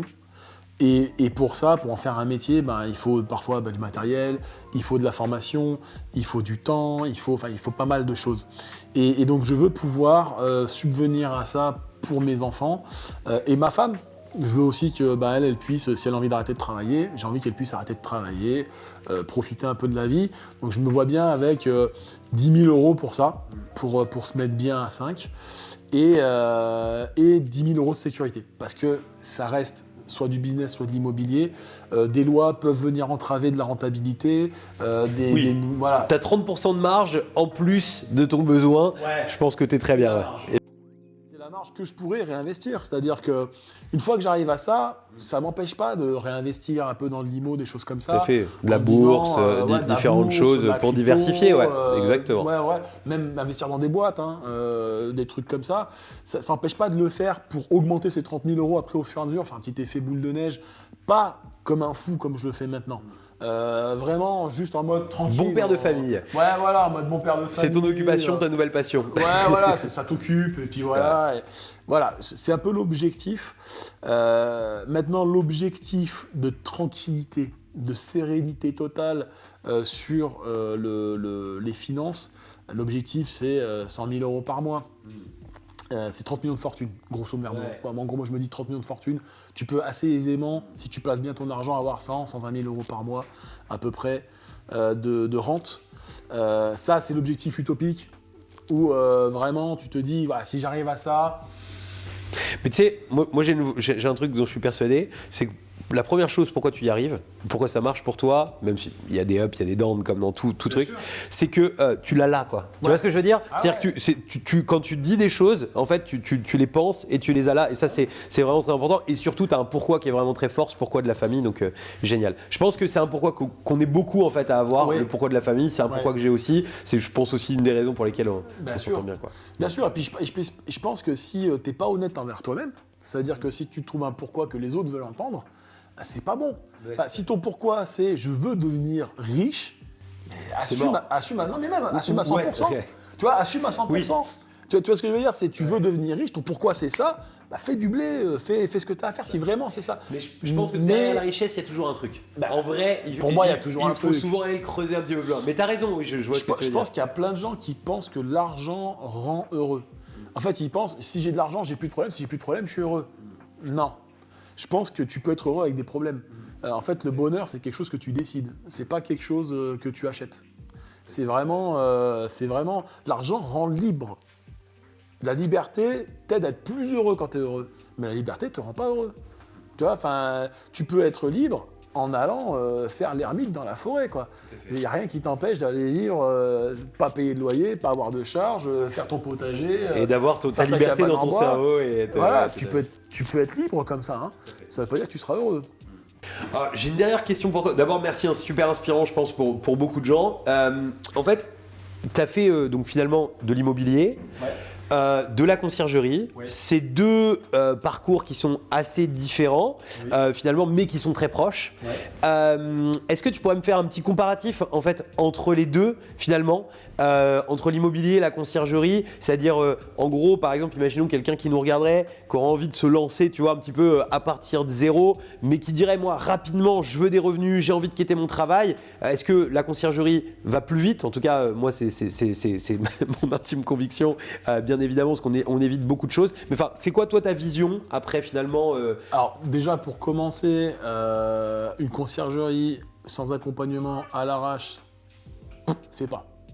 Fais pas. Une conciergerie avec Loïc Cardin, là en gros, moi aujourd'hui où j'en suis, j'y serais pas sans l'accompagnement de Loïc sur l'investissement immobilier en Airbnb. Et en automatisant les choses. Alors attention, il y a une grosse différence entre gérer ses propres appartements vite fait en automatisation et gérer une conciergerie. C'est deux mondes différents. Mais j'y serais pas arrivé sans ton accompagnement et ta formation, ça c'est une certitude. Maintenant, est-ce que c'est plus rapide la conciergerie que l'immobilier? À 100%. Est-ce que c'est plus rapide? À 100%. Enfin, l'immobilier, ça a une inertie, c'est comme si tu devais pousser un putain de gros caillou. Un purée de gros cailloux. C'est comme si tu devais pousser un purée de gros cailloux de 2 tonnes. Tu es en haut d'une pente, tu dois pousser le caillou.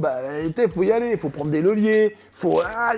Jusqu'à ce que ton caillou il commence tout doucement à rouler sur le début de la pente. Et après, une fois qu'il dévale la pente, voilà, c'est l'idée. C'est-à-dire que l'immobilier, c'est ce gros caillou là. Et avant d'arriver à pousser ce caillou, il va te falloir des leviers. Il va falloir pousser, il va falloir donner de ta personne. Mais quand ça va se mettre à rouler, ça fait plaisir. Ça va bien rouler, et puis après, plus ça roule, plus ça va vite, et là, tu prends de la vitesse, tu prends de l'inertie, c'est parti.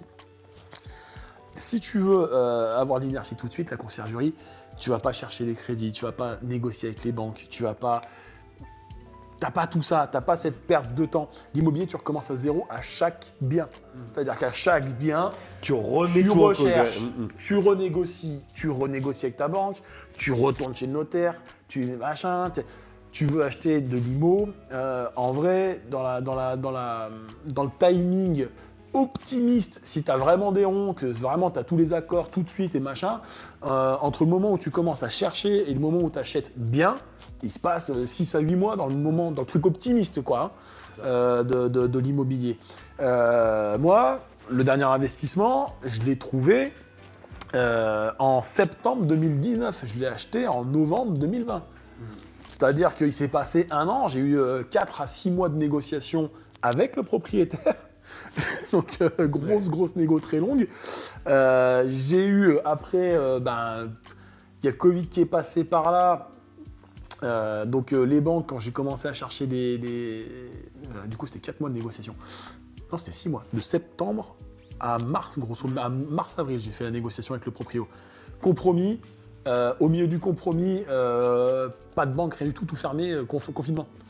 Donc, bam! Donc 6 mois de compromis. Ouais.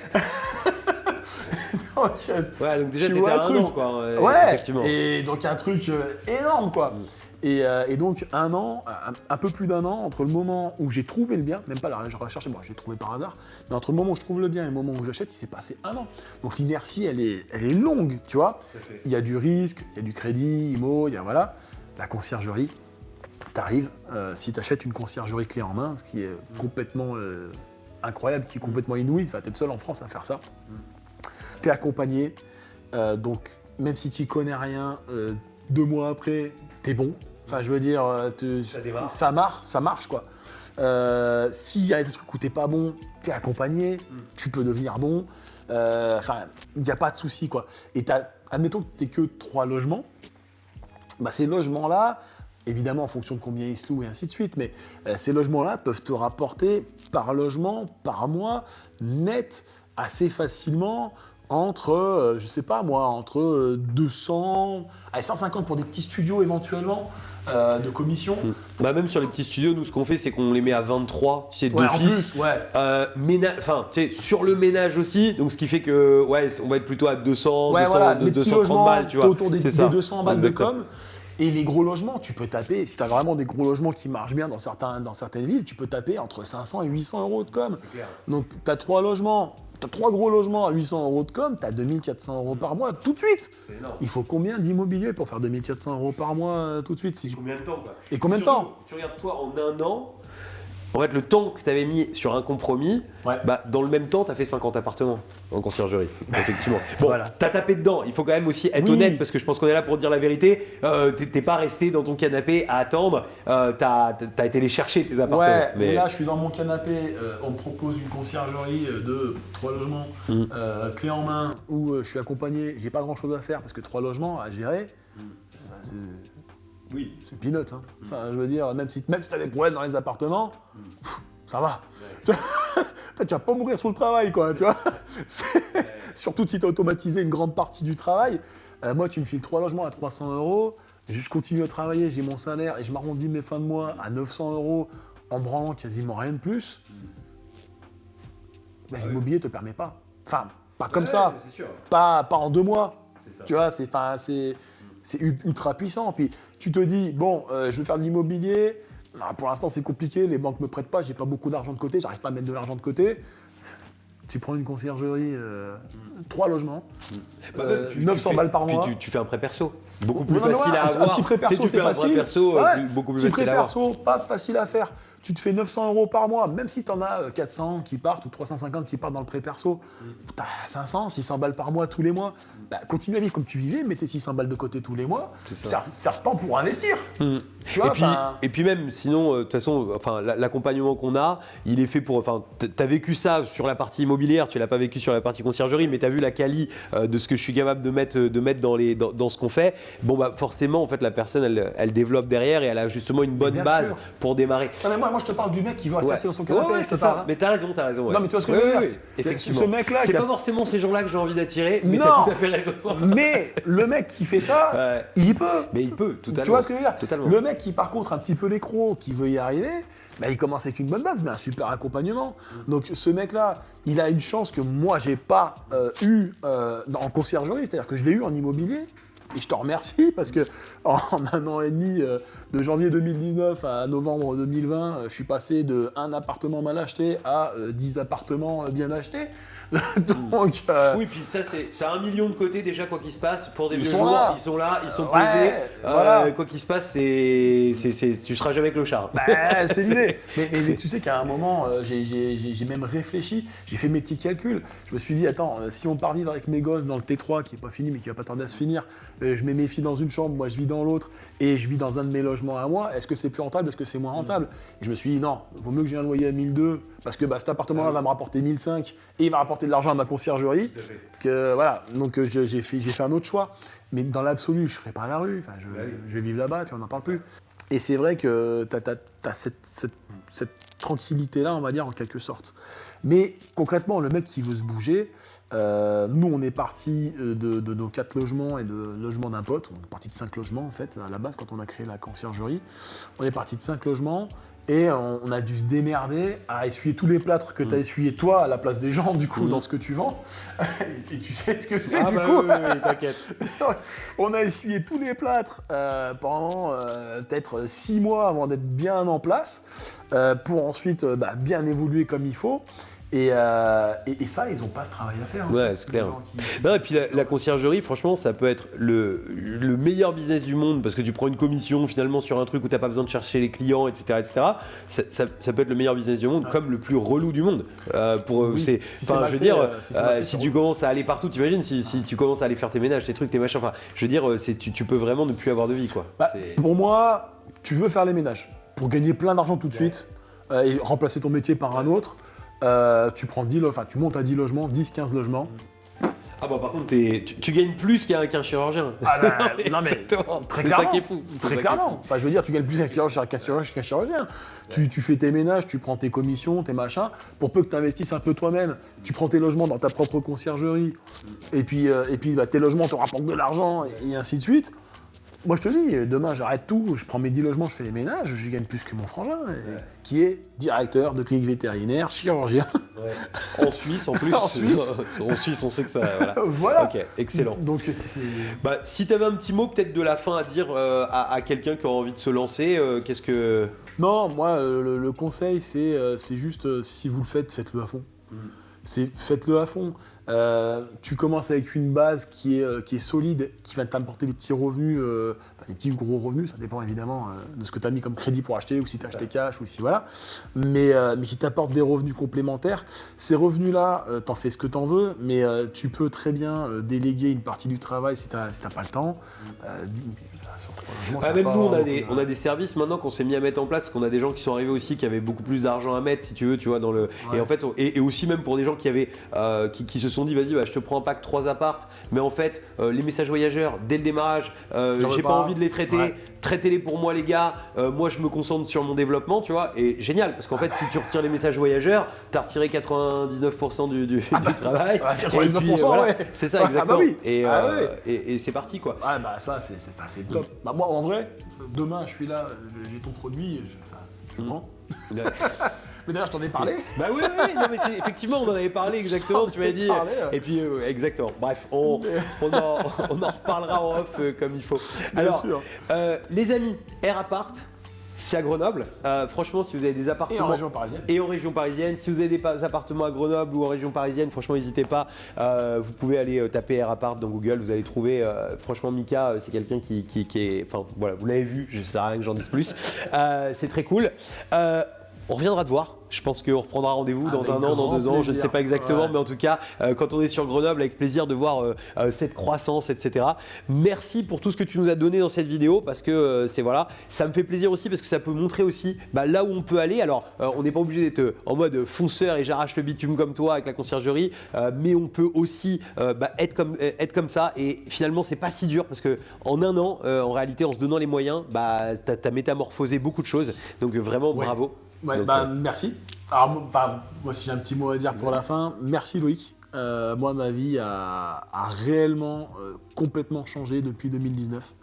Je suis plus du tout dans les mêmes objectifs, je suis plus du tout dans les mêmes optiques. Je vois plus du tout la vie de la même façon. Et surtout, grâce à tout ça, aujourd'hui, alors, ce qui est peut-être le plus difficile, c'est d'arriver à se focus du coup. Mais dès que je vois une opportunité, je sais voir une opportunité, je sais si je peux la saisir ou pas, je sais si... Et ça, c'est une force incroyable dans l'entrepreneuriat, je pense. Et je pense que tout ça n'aurait pas été possible dans ma vie avant que je commence tout ce que j'ai pu commencer grâce à ta première formation, ton premier accompagnement. Et je te remercie pour ça, parce que vraiment ça a changé ma vie. Un grand merci, c'est vraiment un plaisir aussi de le voir et ça me touche aussi beaucoup parce que si on fait ce qu'on fait, c'est aussi justement pour voir des gens grandir comme toi et même en numéro 1. Enfin moi c'est ce qui m'anime tous les jours et je sais que chaque fois qu'on s'envoie un petit message, un truc, un machin, des fois on peut rester 6 mois sans se parler parce qu'on est tous les deux. Ouais, parce que exactement. Mais à côté de ça, ça fait toujours plaisir et je suis trop content d'être venu à Grenoble. Donc c'est un plaisir à chaque fois. Du coup, merci à toi aussi d'avoir suivi cette vidéo jusqu'ici parce qu'elle était longue, on avait beaucoup de choses à dire mais je pense qu'il y avait vraiment énormément de pépites à l'intérieur donc vraiment je suis super content de l'avoir faite. Si toi aussi tu as envie de voir comment tu peux interagir avec nous pour que l'on te crée ta conciergerie clé en main, tu trouveras un lien au-dessus, en dessous et tu auras beaucoup plus de détails. Bon, à très bientôt. À bientôt. À très bientôt les amis. Ciao.